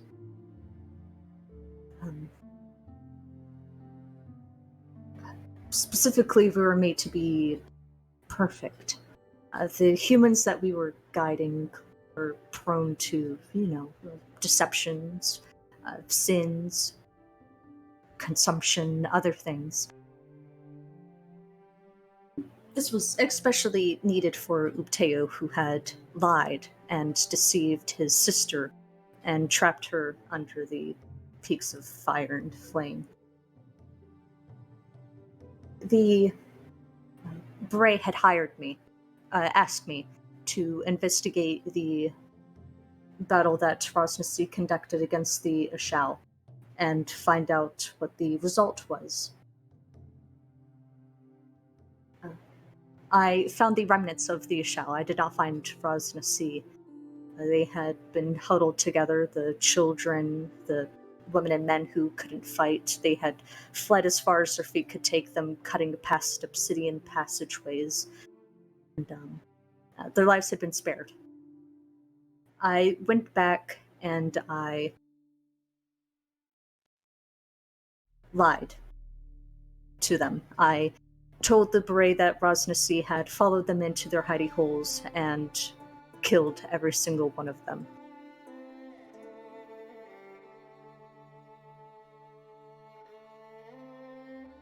And he was exiled because of that lie.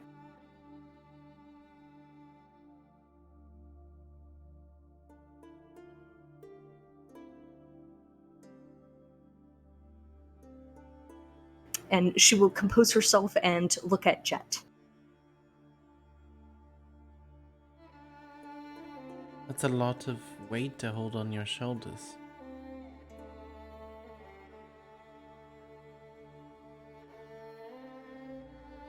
Perhaps.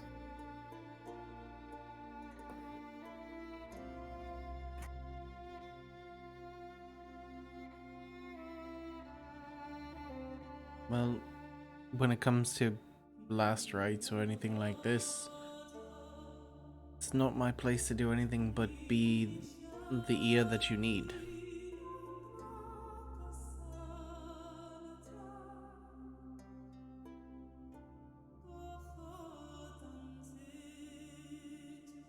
She'll look a bit unsure on how to handle that, and then reach forward and pull Jet into a tight hug. Jet will hug her just as tightly. You had... the people that I am were not supposed to form bonds. When I had my son, I loved him very much, and I still do. You're like a second one. It's very nice. Well, as you've already noticed, and if you've heard me cry and talk about the things that you've apparently seen me do, I don't have mine, so it's nice to have, I guess in this case, a third mom. And I appreciate what you've done. Thank you, Jet. I still want my money, though. I want to clarify that at the end of this emotional confession. Jet just starts giggling. We'll take care of you, Echo, don't worry. Jet, this isn't funny. I really want to get paid. You're right, Echo. Your magnificent talent of keeping us alive in this crazy jungle is worth every piece of gold that we could find for you. It's just, I don't think you're used to this, so it was just interesting to go from such a very deep conversation to you talking about us paying you again. Well, I just didn't want you to get too comfortable in this maternal child bond that we have. I would set aside my want to have money in pursuit of a stronger emotional bond. Echo, I would not ever think that you're trading in gold that you earned for an emotional bond. I would still find every way possible to pay you, even if you told me not to. Very good. She'll pick him up again in a tight hug, like picking his feet off the ground and squeezing him so hard his spine riddles with pops, and then she'll drop him and head on inside. Oh, God. Damn it, I have not had my back cracked in a while. And Jet will like slowly go back as he feels his body like loosening again from the stress cracks that he just got, and head back inside.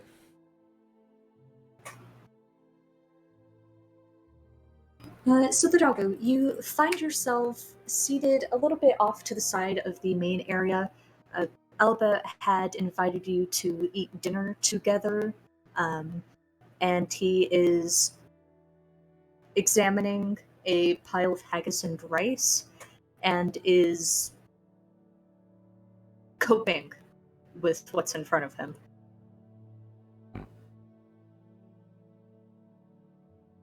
You're muted.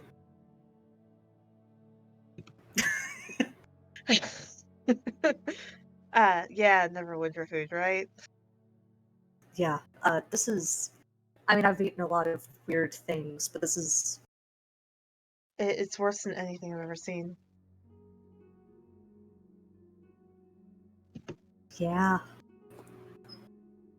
Like, even for haggis. Right. Some shit haggis. Kind of wish we had, like, tortillas or bread or something. Some tortillas would be great. It would just make it so much better.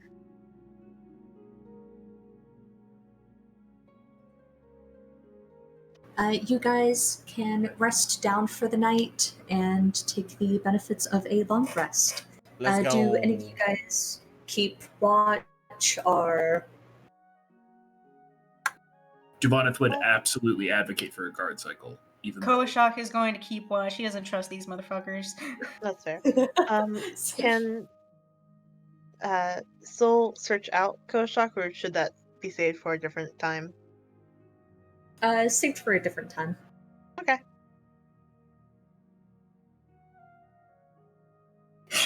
I just thought of it. Eku, no adventurers allowed. Jet, hi Eku. Eku, one adventurer allowed. Jet's just melting all the cold hearts of Chult. Like, he's the Chultan type. That's all there is to it. That Imagine really if is all Jet it is. stays. He just rules the world with a smile and fucking no God, knowledge rules of the world what with he's a doing. smile is such a phrasing. Like, not bad phrasing, but it's a very good phrase. I like that. You are not immune to 5'6" Air Genasi cleric.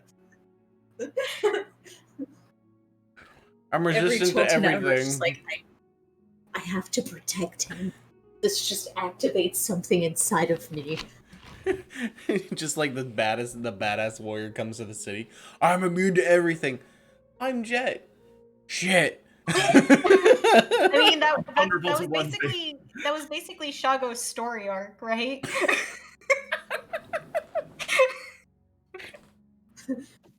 Yeah, Jet's still fucked up about that last comment he made before he sent Jet away.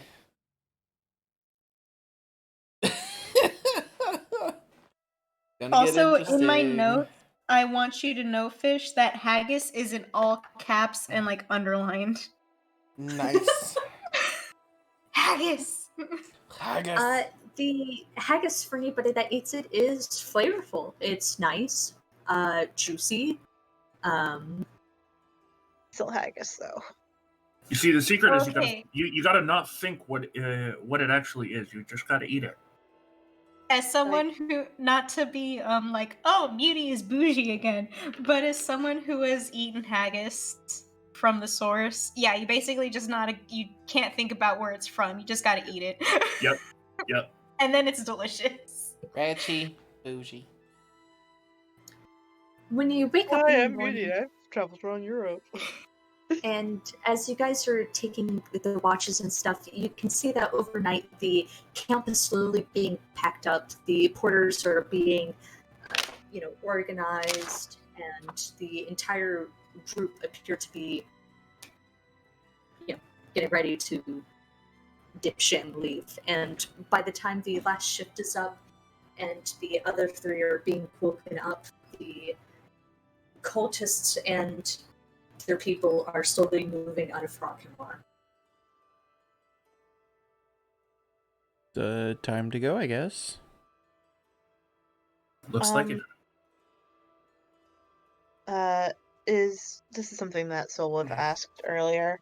So we don't have to do a conversation now. Is Alba heading back with them or with us? He's heading back with y'all. Yeah. With Hey. his own hefty payment from the Wow. dragon cultists. 10 out of 10. Very good. Let's go. Oh, Soul looks Al- very happy about this. We have acquired +1 Alba. Alba hasn't met Mojinari yet, has he? Oh no. Oh, that's gonna be no. fucking great. Jet conjures popcorn. And it is Chult, so you could have popcorn even if you didn't have to conjure it. True. So we do have 30 minutes left. Do you guys want to chew through like 5 fast jungle days or whatever, or You know just it. call it here for the night? I'm What we fine. run into. Let's just Yeah. push through those jungle days. I want to start next session on Kirsabal. In Gears of Ball, agreed. Yeah. We can do jugs too. Jugs, Jugs. baby. We haven't done jugs in so long. That's because Alright, we're mission oriented. We are. And now you can find the jugs on DM's Guild. Yes, the memory Oh jug. yeah. This Memory- this segment Your of the own- Hex Call brought to you by Memory jug. the Memory Jug product on DM's Guild, available for the low price of $1. It is currently a 5-star product. 10 out of 10 approved by all playing TOA on this server and beyond. Yep. Exactly. You guys are killing me. Alright, I'm pulling up 4 the, out of 5.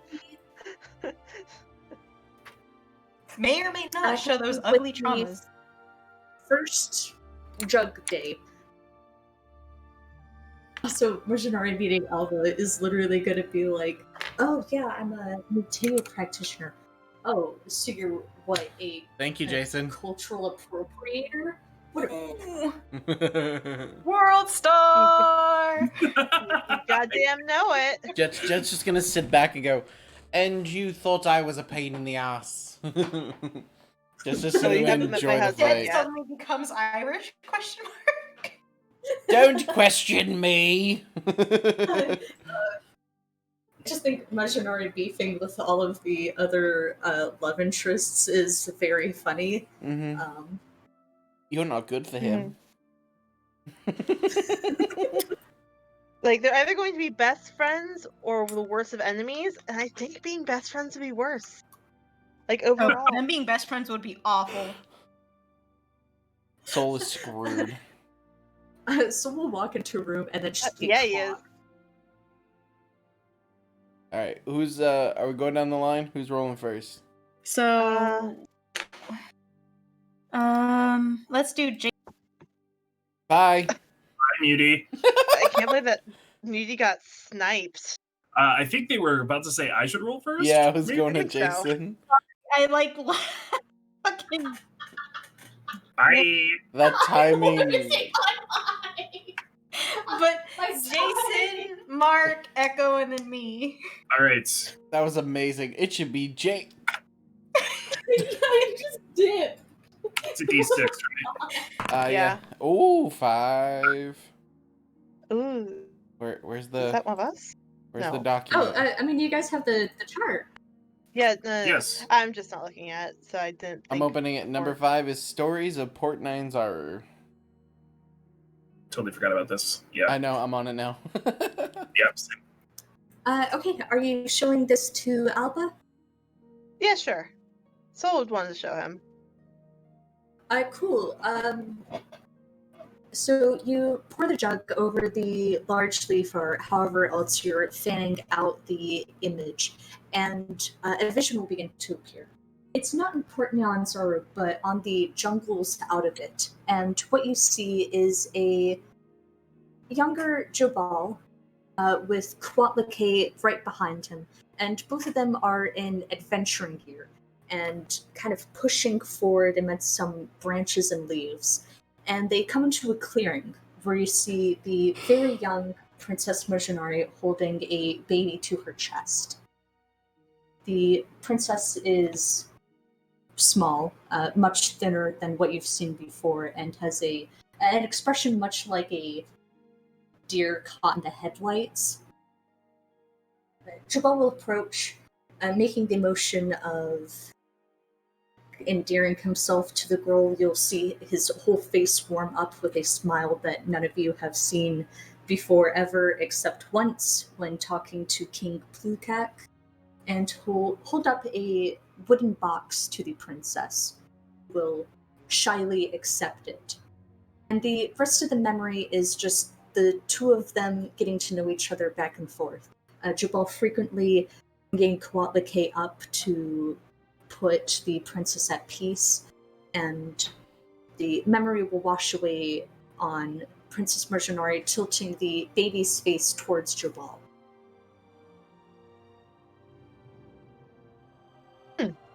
Wait, hold on. So the end of that memory is Koshkal handing over the baby to Jobal or showing him the face? Showing.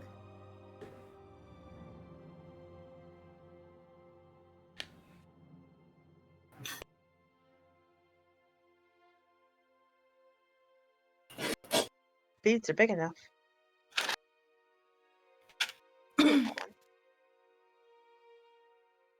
That was How very long have you guys had this? It's been a minute. couple Kojak months. just like holds the jug after pouring. Oh, and it gets really wild too. Like, sometimes there's like people getting thrown into abysses and skeleton men. And Yeah, it's pretty crazy. Any memories of you that weren't also mainly about me? I Yeah, you two. wasn't there. Yeah, you two were really cute in one of them. It was. To be fair, Alva, just so you don't feel like you're being singled out, we've also seen Jet in embarrassing situations, we did Duvanit need- in embarrassing situations, and me in embarrassing situations. So it's equal opportunity. It's very None of you interesting. think this is voyeuristic? Oh, it is undoubtedly. Percent. But it's also given us some answers we didn't know about. or at least leads And to follow. And you guys do this every day. Didn't do it on Or the at least Whistle every day we remember to, especially when we're on journeys like this. Makes the morning start off better. Or worse. Okay? Oh yeah. The day passes uneventfully. Some light rain towards the end of it, but it's immediately soaked up by the hot, almost desert-like ground. The next day starts. Really quick, how heavy is the memory jug? The memory jug is as heavy as a jug is, probably 5 pounds. Alright, cool. Who's next? Was it me? Yep, it's going in order of Discord, I think. Okay. Oh, that makes sense. Razni. The Ashao or the Ring of Winter. Okay. The image will wash in. We see a young-ish Raznasi still in the half-snake form, doing some light paperwork of sorts at a desk, picking up from where one of the last memories happened. And as he's working on it, a door will swing open, and in will stride the familiar half-snake, half-woman from some of the earlier memories. This time, dragging along beside her a handful of other Yuan-Ti, but most notably Koashok. She will gesture to all of them, kind of do a duck, duck, goose thing with their heads, kind of shake one of them. Razasi will glance up, give them a polite nod, and then go back to his work, and the memory will wash out. Secret Koashok one. See, Alba? Sometimes we're just on there, and sometimes there's just people doing paperwork. Who the fuck was that? Was that woman was half snake? I know, right? It's really It's weird. just how it is, Alva. No, it's not. It's not. It just happens sometimes. It doesn't. I don't know a single person who's half snake. Hi, Alva. Nice to meet you. My name's Koja. What? Soul's delighted by this. Are you good, Alba? Ipom? No, I'm not good. I'm not good. I'm not good. This is. Have Give Snake. him. I mean, Alba. Her name's Fantaza. She's a beach. That's a name. Of course she. What kind of person, sentient being, does not have a name, Alba? It doesn't matter what her name was actually because she's dead now. Oh, Yes. interesting. She was murdered. She was murdered in combat. So Huh, well, good for her. Fuck. Oh, The next day. wait, I want to hear what Jason has to say. oh, it was just. Oh, but you realize you're a dragon person, right? Wow. Fuck. Wow. Soul, I will give Duvani this one because first time I ever met a Dragonborn, I think it was far more outlandish than seeing a whole snake person. Like, it does it. I can't believe it bothers some people that we were just the creations of the dragons looking for servants, and then we broke free of our enslavement and are now a very wonderful race.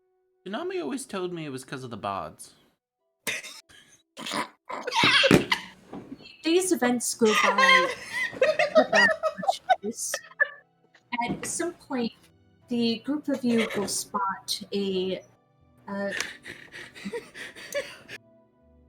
figure with a sunken expression and thin skin, blackened as if in the stages of decomposition, wearing black clerical robes, two zombies trailing behind it.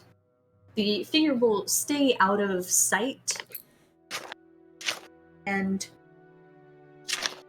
as you guys are setting up camp, the figure having long dispersed at this point, you all will hear the ground sort of tremor as something large is approaching. It's nothing huge like a dragon or a T-Rex, but a little bit like a giant. Oh, we did call for them, didn't we? Or did we No, not? Or did we we think did. of it? No. We did not call for them in the end. Duvaneth will sort of step up and say, "Do you want me to talk to them?" I can't. She'll call out and say, in giant, "We mean you no harm. We are friends of the giants," and just sort of wait. It'll be a little bit, and then a figure will sort of rise over the horizon. He's tall, with a very slumped form, and tall, like 10-ish feet tall, and completely bald, and the majority of his face is overtaken with a single large eye. He's wearing a pack made out of dinosaur leather and has all sorts of trinkets and odds and ends draped off of it. And he'll go, "What?" Duvaneth will lower her hands and say, "Oh, I'm sorry. I mistook your footsteps for. We've had several run-ins with frost giants." "Oh, that's awful. One moment." And he'll reach into his pack and pull out a key ring where several sending stones are draped off of them and start picking through them. "Came across the wastrels. They've been spotting frost giants. Where have you been finding them?" It was on our way back from. Who are you? "Hi, I'm a Cyclops. I'm with the Itepka Society. Hi. Hi. Alba, get out here. Oh. Hi.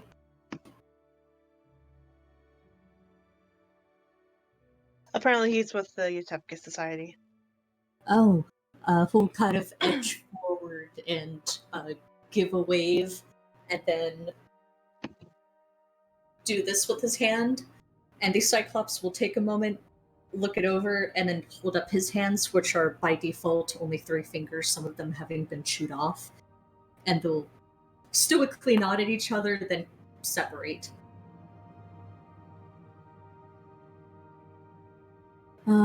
So where were you coming from? Back and forth from Mesro. Okay.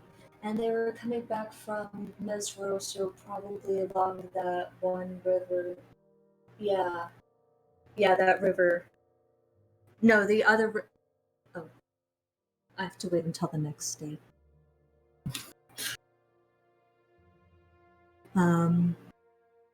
How has the search been going? Do you need anything?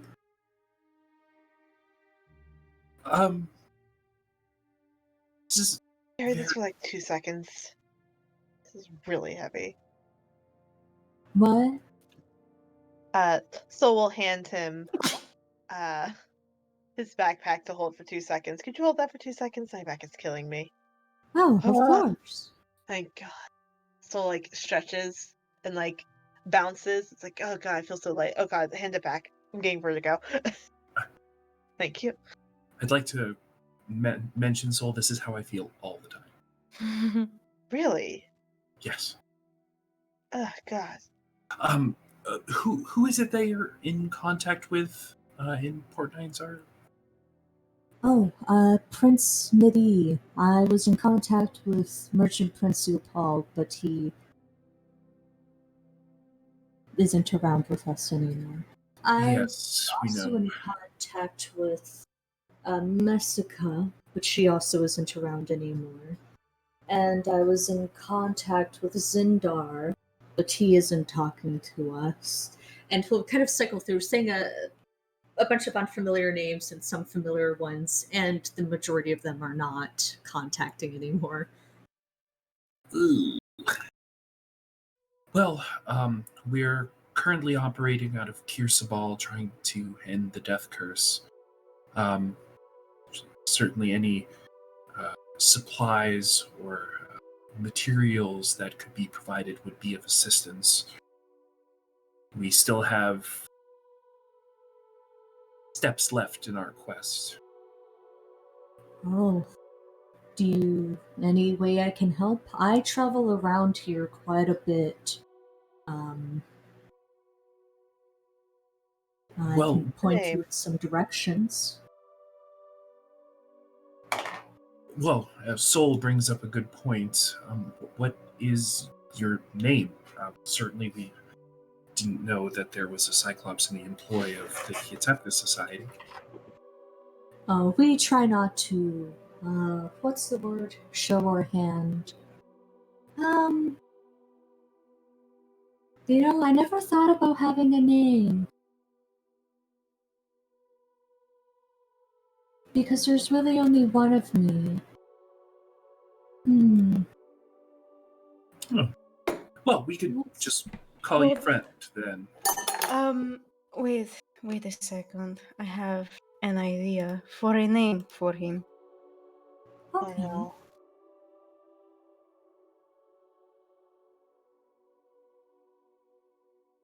Well, with your travels around this area, Colt. Yeah. I like that name. I will Yeah. I will type it in Foundry so everybody knows what. So, with your travels in this area, you wouldn't have happened to have come across, and this may sound ridiculous, the lost city of Omu. It's a stop Oh. on our. No. That's my home city. Sorry to hear that. Yeah. Oh. If you know where Kirsabal is. I do know that the princess and their cocker there, who know where it is. But, well, the whole point is it's protected by magic, so adventurers don't die due to the artifacts there. Artifacts? Have artifacts. Yeah. I mean, the skull chalice of Chikakari, the evil of the moon. There's The what of the There's- moon? the navel, the belly button, and he'll gesture to his belly button. Damn, it's crop top.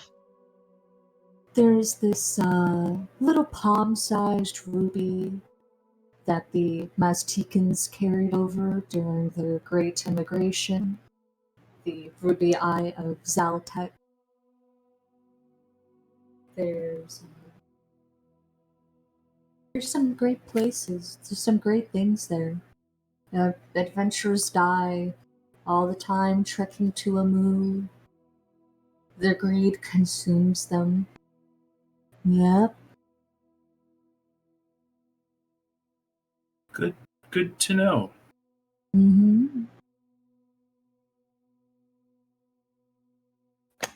You wouldn't know anything Yeah. about the death curse or soulmonger?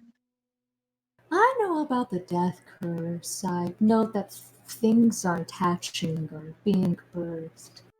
Very bad. I don't know anything about a soulmonger. Yeah, I think it's a made-up term. I think so too. It sounds really stupid. Great name for a heavier band, though. Yeah. Like a metallic band. Steel guitar.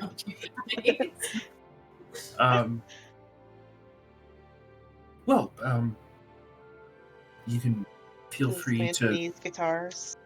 join us for the evening for your rest if that's something that would interest you. I know it's hard to get a good night's rest in the jungle.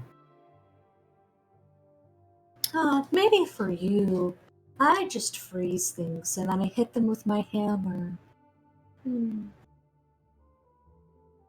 Yeah. Yeah, I can stay here. And then he'll just sit where he is. Do you Oh. want any arrows? I mean, I'm good on arrows. I've got about 30 something, I think. Do you want more? I mean, potentially. I certainly would like some finer quality ones. The ones I'm firing now aren't really the best, but He'll extend about 5 Sword Coast make arrows that were obviously pulled from bodies. oh my goodness, yes. She will look at them and then turn and look at the 2 quivers that are like strapped to the side of her pack, and will just take 5 of the rattiest, like obsidian-headed arrows out of her quiver and just toss them on the ground. And will sort of untie the bundle and look through them and sort of inventory them. Okay, well, I'm gonna go to sleep right here. And you guys gain the benefits of a long rest. In Like the a middle long, of the long night, rest. yes. In the middle of the night, your sleep is disturbed by the right. Trying to make an appearance, you hear the raspy growl of an undead swearing vengeance on Upteo, and then you hear the Cyclops go, "I was sleeping," and then a distinct meaty slap. Ah, Teo! He's cursed it. Let's drop the meat. Imagine being afraid of like you're sorry.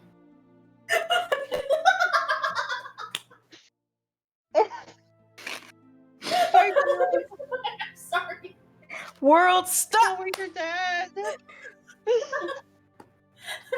Imagine, like you got these two bodies. You're like, I'm gonna fuck these adventurers up, and then you just get like backhanded. God, I freaked out for a second, Fish, Puny because god. like Jazz just like walked behind my laptop as soon as Hugo showed up on yours. I was like, Jazz, because they're both black cats. I was like, wait. And With then I the remembered. morning comes, Aya will take his leave, but he will pry one of the sending stones off and extend it towards Dugoneth. Would you give that to the Aarakocra? Certainly. And she'll take it. Thank you. Tell him I said hi. Will do. Okay. Hi, everybody. Bye, everybody. And he'll get up, waving, then he'll wave with both hands and walk backwards, and Actually disappear. yeah, he'll just kind of disappear into the horizon. Alright, roll them bones. That's you, Sam. Please note that Soul is being extra boozy and is pouring it off the The one of breastplate. the breastplates. Sorry. Ow! Don't make me laugh. Here we go. We cannot make her laugh too much. She's still got lungs issues. Oh. 3. Yeah. Rush. Alright. Oh, it's been a while. Let me remember. Oh, I remember. So we see a more recent Marjanari. Her face is covered in cuts and bruises, and one eye is swollen. She's got a strong limp to her, and she's carrying a pair of sandals, wading through a heavy river, her hair plastered, and her dress is like ripped up to her thighs. This is about the missionary that you saw at Dungrunglung. And she's just pushing forward towards the jungle, staggering like a zombie. And she'll take a moment, bracing herself against a tree, and slowly turn her head to see a grung, like, sitting there eating bugs off of a leaf. The grung hasn't seen her yet. Probably a deeper, richer color than something green or something blue. And she's just staring at it, slack-jawed. Then the grung will slowly turn, look at her, and the two will hold each other gazes until Mercenary gives with a start, gets about 5 feet before she just spears through the back and the memory goes dark. That's Majunari. Kinda fucked up. I mean, at least the jugs scared us. Her mom being killed. I think this was after that. That's what I'm saying. Yeah. We didn't get the explicit murder scene. Anyways, Actually, now that you mention it, Alba, this is really fucked up, huh? Really? It takes seeing one of the people you know get murdered to have you admit it's kind of fucked up. Yo Paul, it's like, I kinda don't like that guy. But it's Majunari. I like Majunari. She's very sweet. She's in Kirsabal Alba. You'll like her. The straight fucking line to the sky. She's like Liz, but grown up. So, I don't know how to tell you this, but our daughter has a delinquency record. Yeah, then she's exactly like Majunari then.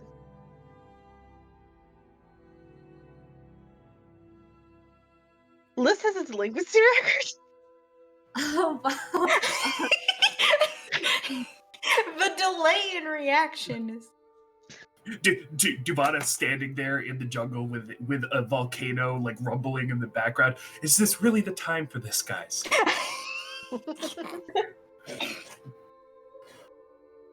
The next 3 days.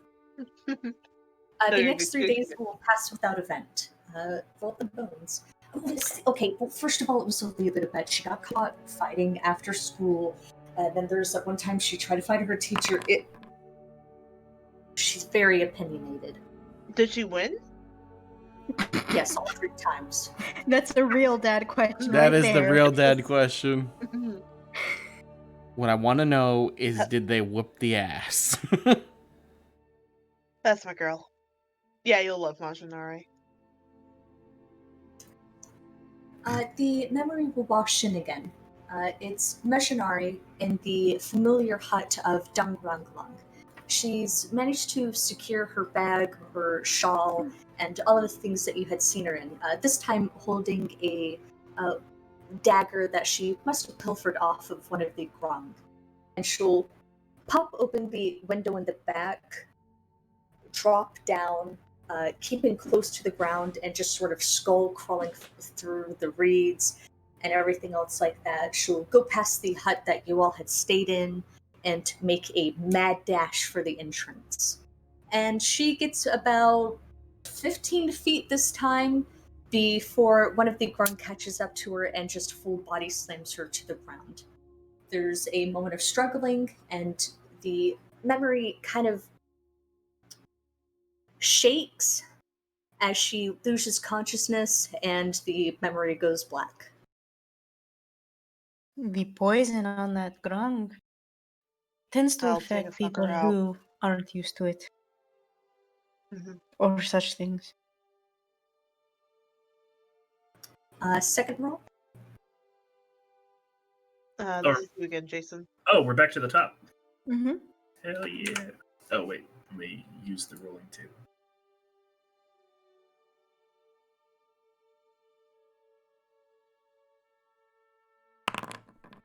Oh my god. 3 again. We're just gonna see Majinari's tragic backstory right Can we before we reach re-roll? Pierce of All. Jesus, fuck. Can we reroll? No. That's not how the DM's Guild product, the jug, works. For the low price of $1. You can check. Look, find the link that Jason just posted. The image washes up again, and it's the inner room of Dangranglang. The princess is seated next to King Plugak and is talking to him with a syrupy sweet expression. She's about to lean in, obviously, kind of, I don't know how to say the word, coaxing. Coaxing. That sounds fake. Coaxing him into doing something she wants. And a grung will walk in, interrupting the conversation, and gesture to the entrance. And you see the 4 of you walk in. Oh, I know this. Hot damn. Oh, I remember this.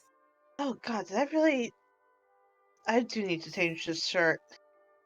When was Oh, the shit, you last have a time I shirt. exfoliated in this scene? I keep forgetting Soul has a shit. Oh my god. I always am wearing my shirt, baby. I keep that button too. Oh, we could possibly see Soul taking off his shirt for the ground.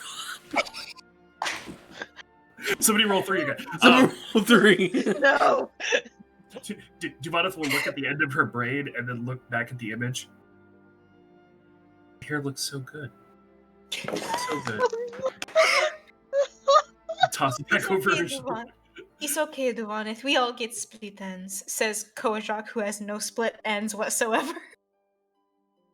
Duvaneth, who literally holds up her hair and is like, Cole, you can still smell the burnt on this. Smell the burnt. Oh, honey. The memory will mostly focus on Missionary's expression as she studies the king. You'll see the cycling up the conversation as, Kronger sort of pushed or pulled out of the group. And at one point, as Suladogo had been talking, the king's finger had twitched, and the princess had raised a hand, bracing it against the king's shoulder, and you can see her kind of move her fingers as she quietly cast a spell of some kind, and the king becomes placid. And she will lean back in her chair, pinch her temple, and the memory will black out. Well, the third one. So wait, she was controlling him? Oh, is No, that me now? Calm emotions, maybe. Okay. No, Yeah. remember she was constantly casting Charm Person on Plugak. I remember this because it's something that Fish brought up directly after that session where we saved Majonari from I think I left early that one. But is this me or Mark? Mark. Oh. Mark. Mark. Yes. Soul shirt. Can we re-roll? No. Yeah. Oh, come on. I really want one of ours. I don't, as much as I really love Watch Sam get it. No, you Yeah. just get to cycle through a recap of the entire Of Majonari's view of what happened with the Wastrels. So before we have the Kier Sabal drama, we're gonna have the soul shirt coming off drama. No.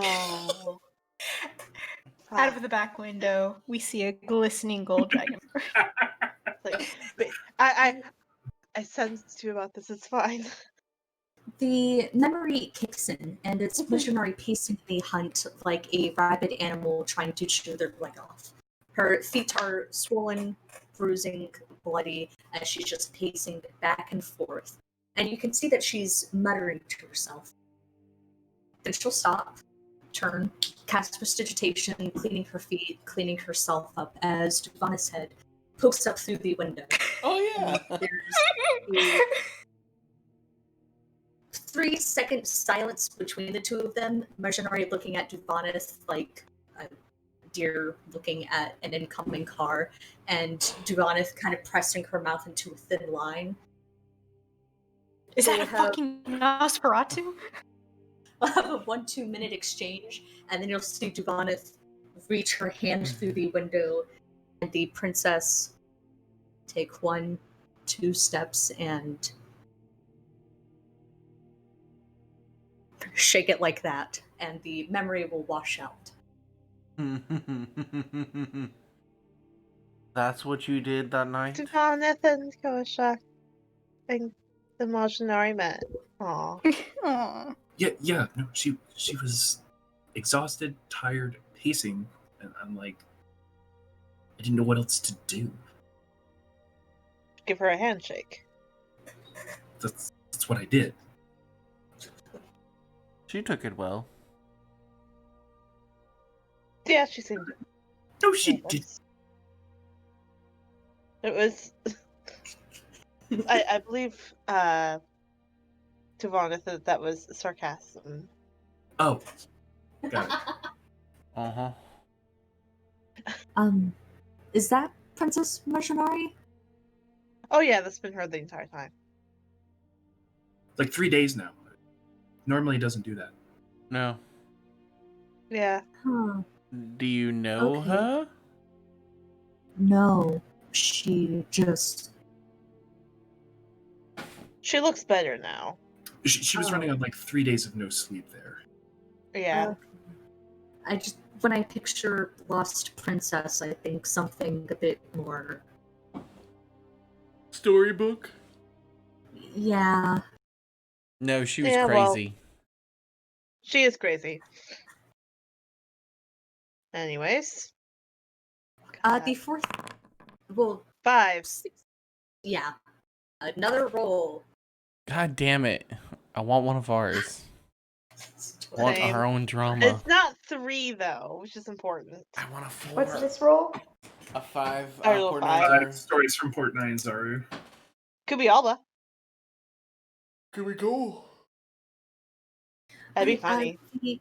memory will rush in, and you'll find Zindar flipping through some papers and cycling through some things as he's adjusting, putting up letters away, doing busy work. His eye will catch on something, and will hold up a contract. The name and the picture associated with it aren't legible, having been through with water and decrepit time, and he'll turn it over in his hand, give it a cock-eyed expression of some kind, and fold it up and put it away in his robe, give a sharp whistle, and go back to his work. Okay. What's that?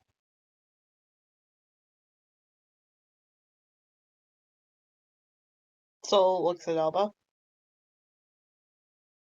You know, yeah. You know him better than I do. It didn't look like our contract, did it? It did not. It looks like an assassination contract. Oh. Oh. Like he was taking out an assassination contract, or trying to like get in on the game on an assassination contract. It's like a he little... found one. Yeah. Okay. He was cycling through paperwork, found an old assassination contract, okay. and tucked it away. So like basically was like, this is null and void now. This one's not getting posted. That's an interpretation. While you guys are traveling through, you have made it past the forest that is sort of the barrier between the Valley of Lost Honor and the volcano, and you guys are now trekking through the volcano. As you guys are carrying on, and I switch us over to the map of Chult, which I forgot to do. It's okay. You're good and valid. Is the ship still there? You are not in Shilkube yet. While you Yeah, we're guys like in the Ashwoods. are traveling along, a group of goblins attack you. Yuka will try first to kind of reason with them, but will quickly explain that they're from a rival tribe, the Biting Ants, and they want to kill all of you. The goblins are not worth rolling initiative for, just all of you guys in a circle go around and tell me how you guys beat them up. Soul shows off for Alba and uses Mimihiz a bunch. Okay. Hacking and slashing, alright. 21 to hit. Spike growth, baby. 8. You know what it is. Okay. You guys don't need to roll. You can just tell me what you do. Oh, If you okay. flavor a little bit. Devon, if the second spike goes up, she had originally pulled her daggers, her pack kind of encumbering her draw on her bow.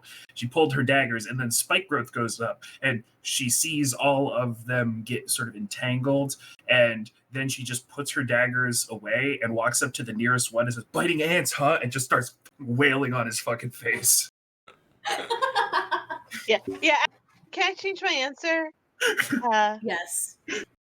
Soul like You went goes first, to go technically attack, speaking. and then he sees Koashak put up spike growth. He's like, "Oh no, never mind." All right, Jet, do you have anything?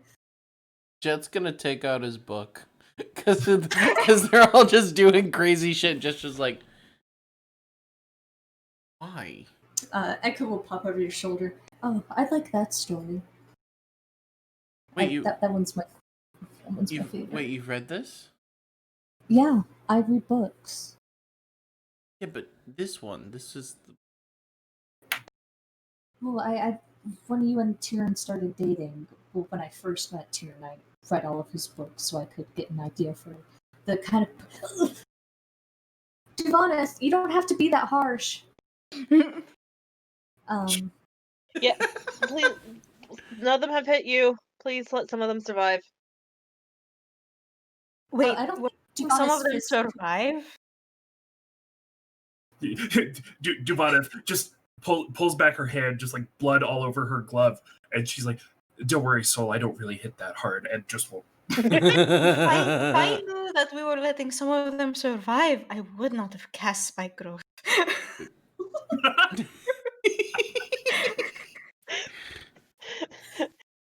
Y'all are getting paid? We're letting some of them live? You We're guys, letting the people that are running retreating. We're letting them live. If they make it out of the damn spike growth. All I can think of is the Waka Flocka. I guess. Jesus. you guys take care of the goblins, and find yourselves back on the road again for 3 more days uninhibited.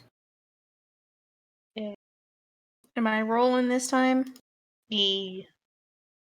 Alright, pray. Let's go 4. 5. Oh my God god! damn it! I didn't see that. Yes. This time Alright. use the chart, please. Yes, use the Yeah, chart. gotta use the chart. Use the chart. You have to use the chart or it's invalid. Which you can also find the chart is on the DM's guild.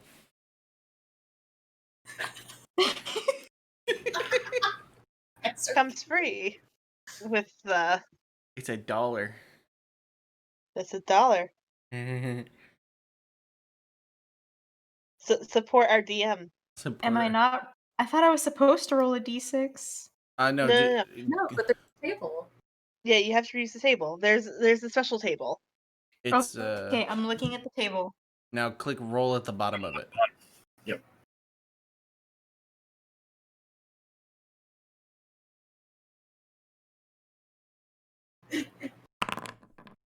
Congratulations, it's a 1! So it's a cold memory then. Rosnasi, the Shell, and the Ring of Winter. Waiting for a hot, steamy, cold memory. Yeah. Don't forget that we have the feel free to splash it out if it's one of yours. The memory washes in, and we see Rosnasi in some type of ceremonial regalia. Koshak and a few other Yuanti, some of them that you recognize, Ishiam and Namira, are standing behind him. Koshak is not in a position of ceremonial worth. He's just kind of off to the side, almost like a servant. And Rosnasi has in his hands the shoulders of Kuatlake, who he is very affectionately embracing and talking to. He will lean forward, kissing her forehead and face, kiss her forehead again, and then shoo her out. Wait, Koatlake? Yeah. Like the one that's like baby, like the nanny for. Yeah. Yep. Cole just like has this wry smile across his face.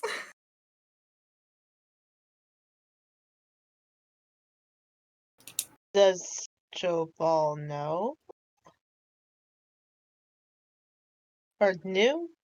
You know, I can't say for sure on that one. It's 50-50.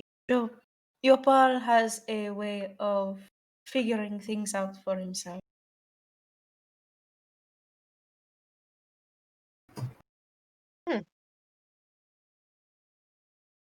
Okay. We have 3 more rolls, so just keep cycling through, and we are almost towards Shilku Bay. Oh, that's me. That's So- me, right? Use the chart, It is. Jason. I will Use use. the chart. I will Use the the chart. I swear, if we don't get a single 4, Cross I'm you, gonna attack cross me Yopal. again. God damn it! Getting so mad. Hey, Fish. We on the table we don't take doubles, right? What? I don't. No. Damn it. If Jason wanted to swing that, he should have just rolled a d6 first, but he rolled it on the table, so it's officially a 1. I'm not looking if you guys want to reroll. Jason, do it. Jason, do it. Please. Oh no! Oh fuck!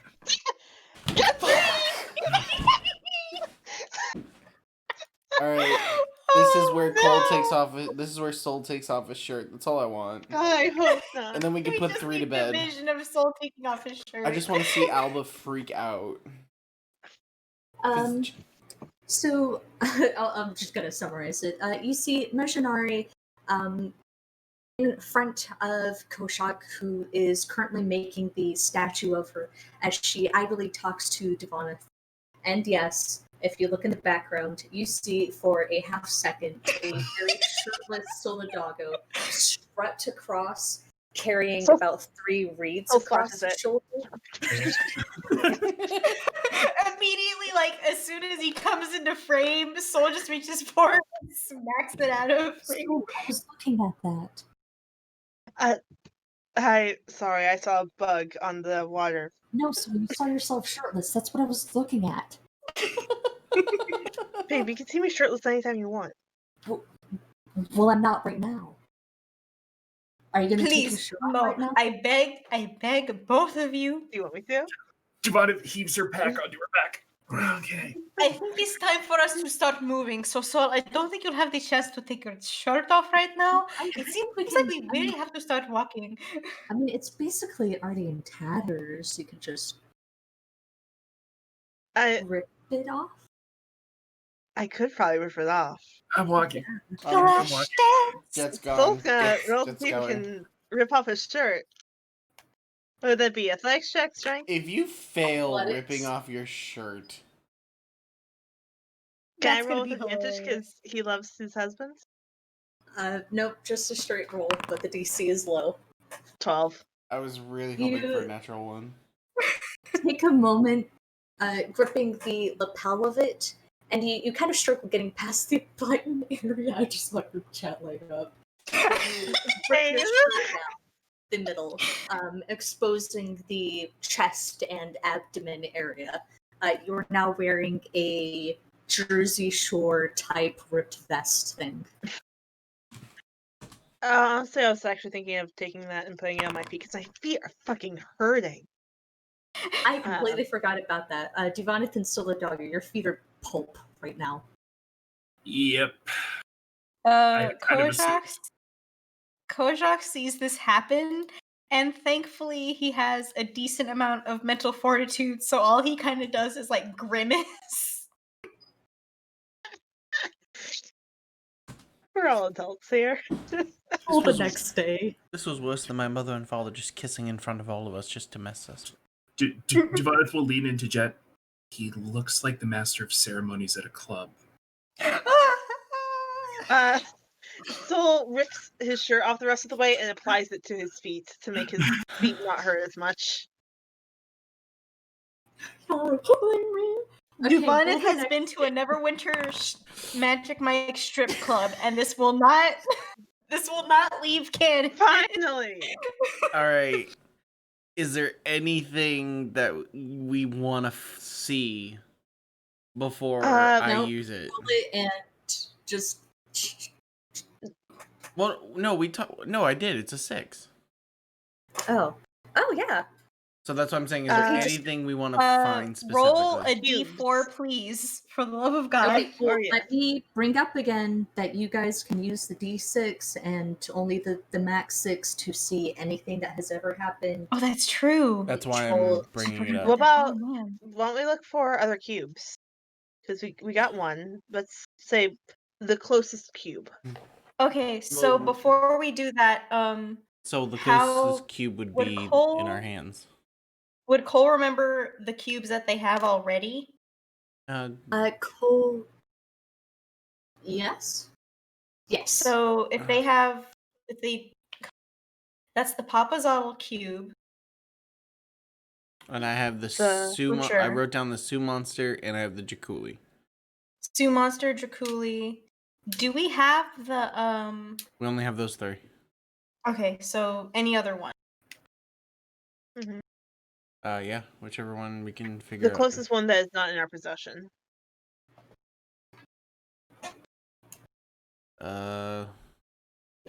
Could, yeah. Is that how we want to word it? We want to go for a specific one. I Oh. don't that's think saying a specific one would be very helpful, would it? Well, it Oh, provides how more about the detail. how about the cubes in either that are in possession of Ross Nasi or whoever else we know that will have the cubes? That was the way I was Yeah. leaning. Or how about the ones that aren't in Rasasi's possession? Well, then that'd be the Terrafolk. Mm, Ooh, ooh, Ooh. ooh, Terrafolk cubes. Let's see them yes. shits. Let's see where they're hiding the fucking Terrafolk cube. So you want to do the okay? So Jet, after having this thought process in his head, will ask for the memory of the cube with the Terrafolk. Let's see how many people Duvoneth has sent to Firefinger that got fucked up.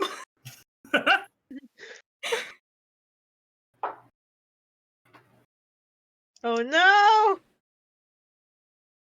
Oh, I'm scared. Okay. Okay, I'm good. I'm cool. I'm whatever. I'm focused. I totally knew that you guys were going to roll a max 6 and then remember the terrible thing. I'm cool. So the memory kicks in, and you guys have seen the top of Firefinger before in one of Mashinari's memories.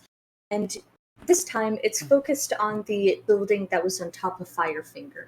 And around a ceremonial, like, totem pillar of sorts is a cube. Littered around it are skeletons, bodies, bones cracked open, and slumped up against it is the hunched form of a. Well, you've seen her before, Razan. Wait, she's still alive? No, I don't know if she's still alive, but it is known that the Terrafolk basically just like She attacked was at and the murdered. bottom before. Was she? Or they threw her We off. thought she was dead because of the way Majwanari worded it, but does she look alive in the vision? She's hunched over, and her head, especially, is kind of hung loosely. I mean, she looks beat to all hell, but you're not able to get a grasp on if she's breathing or not. And her hair is hanging in such a way that it obscures most of it.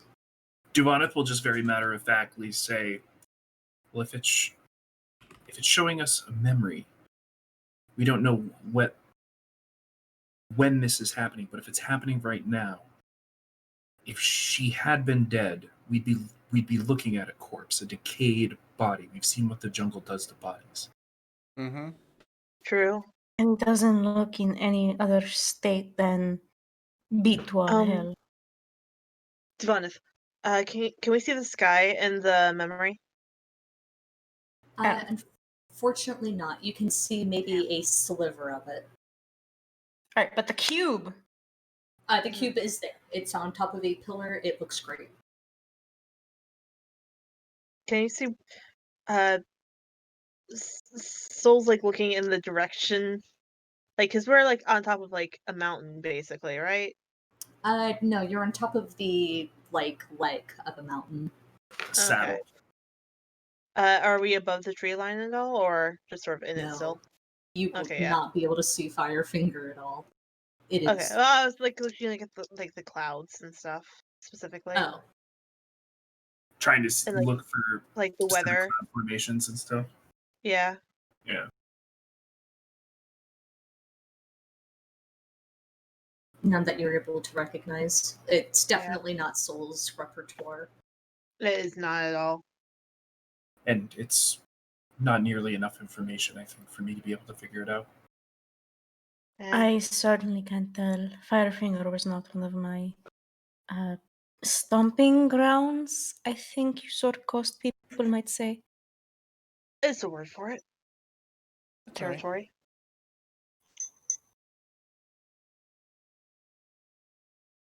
So God, it's so hard. Is this why I wear a shirt all the time? I'm like being snow blinded here. Ugh. Oh, I think it's fine. Do you want me to get you goggles, Soul? I can get you goggles, glasses, shades. Where?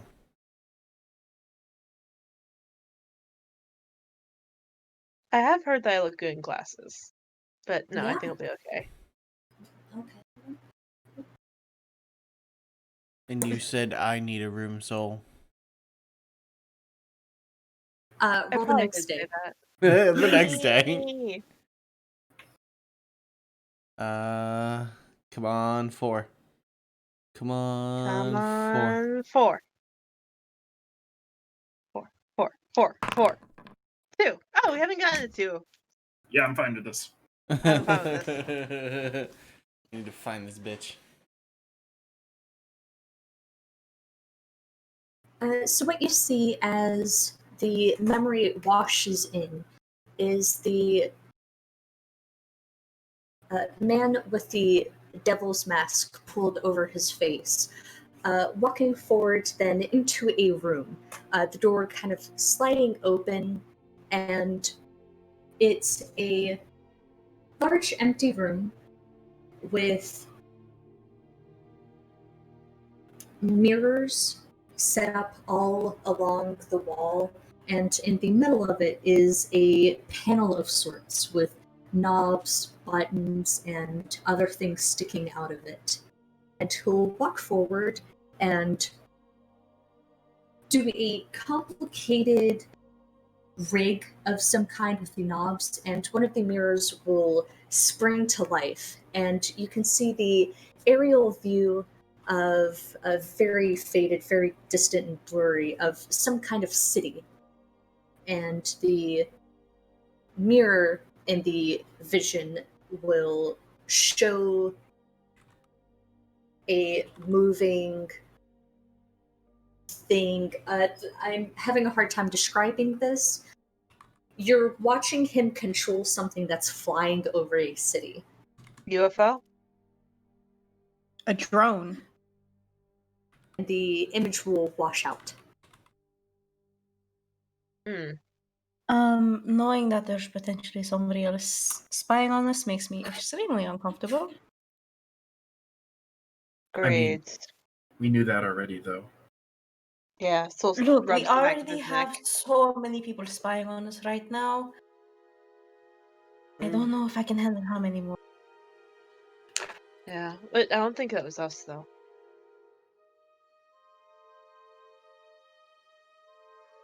And again, who knows when that memory was taken.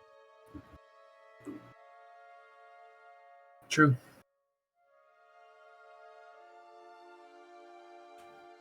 The Alright. next day. Let's go 4. We're so close.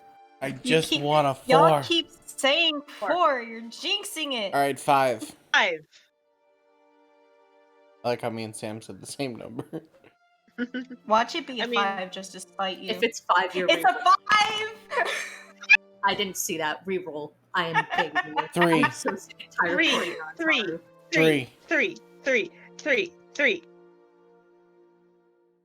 2. God damn it. Oh, you know what? I'll take it. I will fucking take it. I don't want to take it.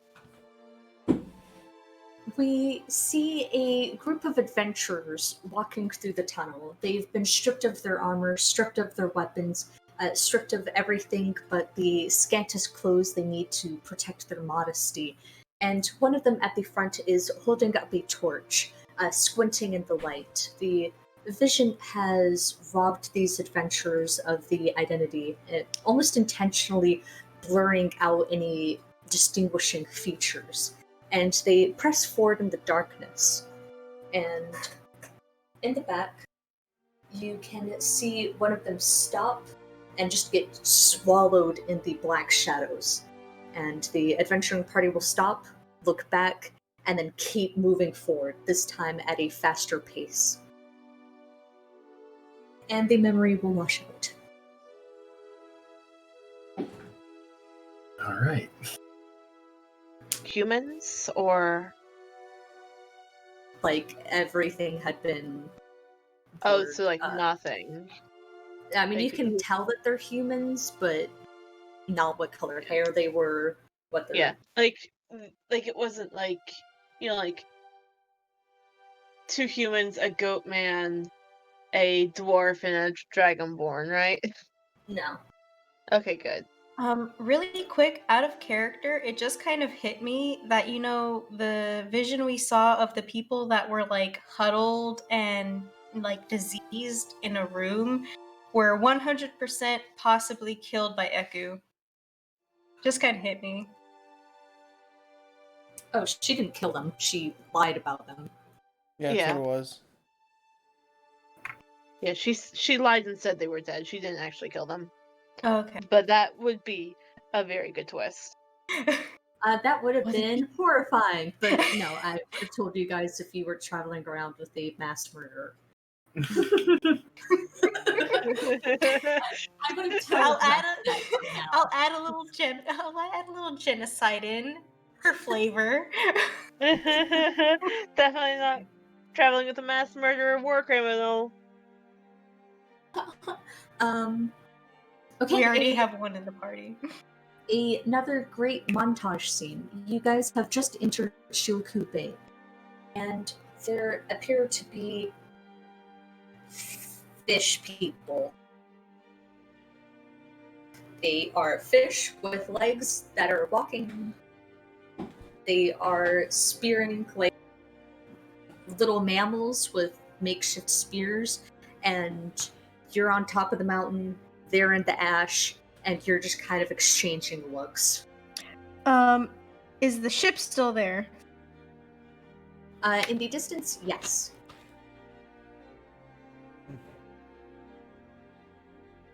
This but feels there's like a- an HP Lovecraft scene. Right? See, Alba, there can be all different kinds of people.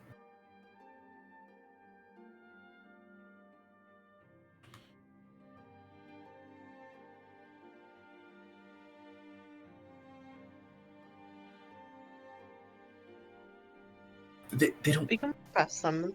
they don't look particularly threatening. I'm sure they won't bother us. I think if we just stay Um, in our lane, we'll be fine.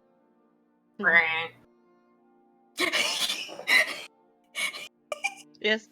Hello. Hello. Hi.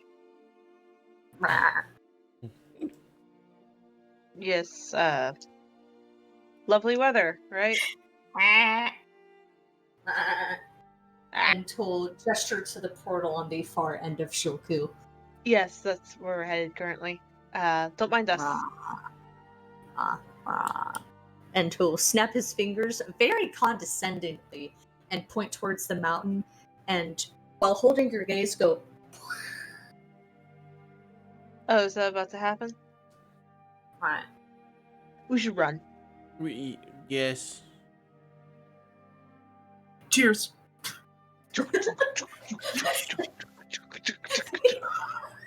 You guys truck along through Shilku Bay, making good time. Alba is keeping a steady pace, and Eku has Yoka tucked under her arm like a football, and at some point... How's his asthma doing? Huh? How's his asthma doing? Not very good. Oh, baby. He's been really struggling the past few days. And as you guys are coasting through Shoku, even with the time that you're making, it is getting dark, and the possibility of resting for the night is there. The volcano is going to explode, but not that night. What I'm getting at is you guys can push through the night, get towards Kirsabal, or you can take another rest. We should And get just a dream in the morning. Because as soon as we pass through the portal at Shilku Bay, we're in Kirsabal, right? yeah. I'm pro. I'm for pushing. Yep, same. Yep. We will get another memory jug if we spend the night. Nope. Yes, but we have a chance of getting hit by a volcano instead of safely being somewhere. Yeah, Quack. that's true. We can do it at lunchtime. Wait, is Nasty Boy with us? I don't think so. No. I don't know.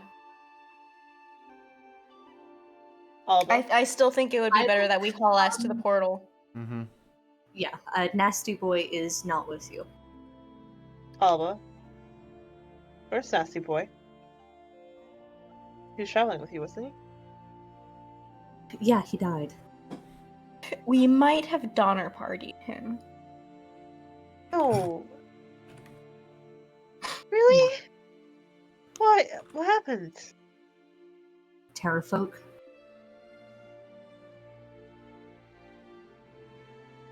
Are they worth keeping alive, Soul? Sorry. Those Terrafolk, it was another tribe of them. But Nasty Boy got an infection he couldn't recover from. It's fine. It happens.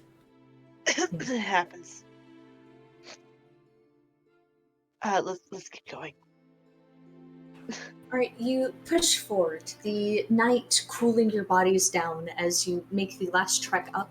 The climb up towards the cliff where the portal is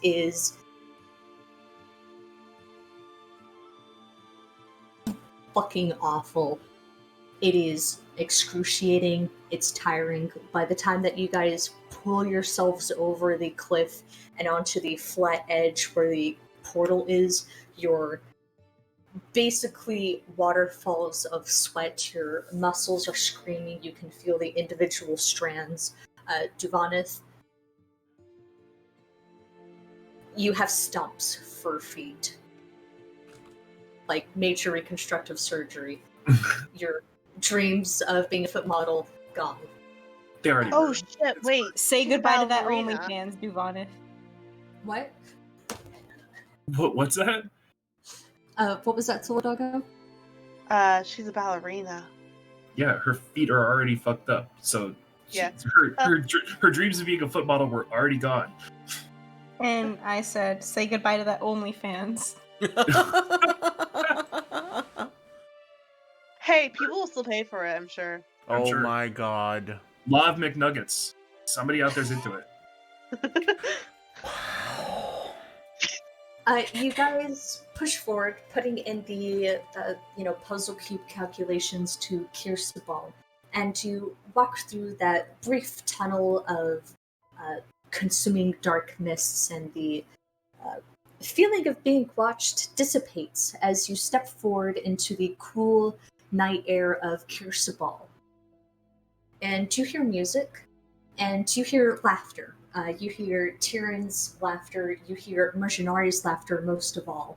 And you see Mercenari stepping out of the kind of tiny lake near that feeds the water to all the gardenings. And she's wearing a tunic that must have been borrowed from Tyrion, and a pair of pants that must have also been borrowed from Tyrion, and she's soaked through, her hair slicked back, she must have been swimming, and she goes, and then this adventurer guy came in, and he's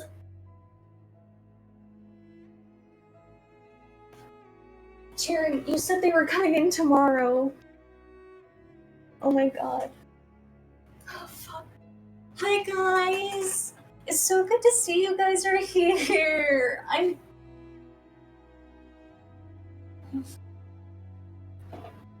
Are you Oh shit. Drunk? No. Jet looks Oh, right no. at Tyrion. Tyrion is sinking below the water. He is trying to disappear as best as he can. Is he wearing any clothes? He is under the water, so it's hard to tell.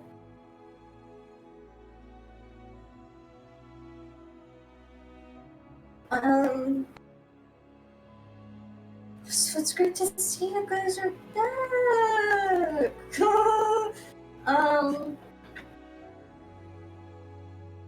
Your rooms aren't ready. Hi. Okay, I'll tell I'm just gonna. She'll quietly step away, and that is where we'll end today's session. See, exactly like what this will be like.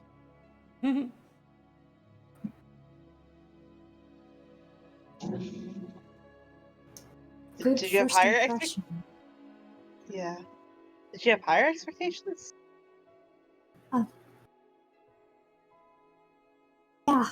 Yeah, I did. This has been very disappointing for me. I will tell you, Alba, that to be fair, whenever we have come back to Princess Marjunari is because she has not expected us back. And so she's needed a bit of herself. She'll be back to her regularly scheduled princess mode. Dubata's gonna look at Jet and say, "You should go get your boy before he drowns." Yeah. Chillen. He'll pop his head up. I can't leave the water. And Yeah. Does Jet thank see you like to- a towel or a cloth or anything No. around him? yeah, Nope. Thank you for tuning in for today's game, everybody. If you check DM's Guild, the memory jug for the low price of $1, you can have a bunch of DMing secrets that I made for Two Annihilation. It's got 5 stars. It does. Each of them from one of us. there's only 4 of us, but we still have one another. From Matt Mercer.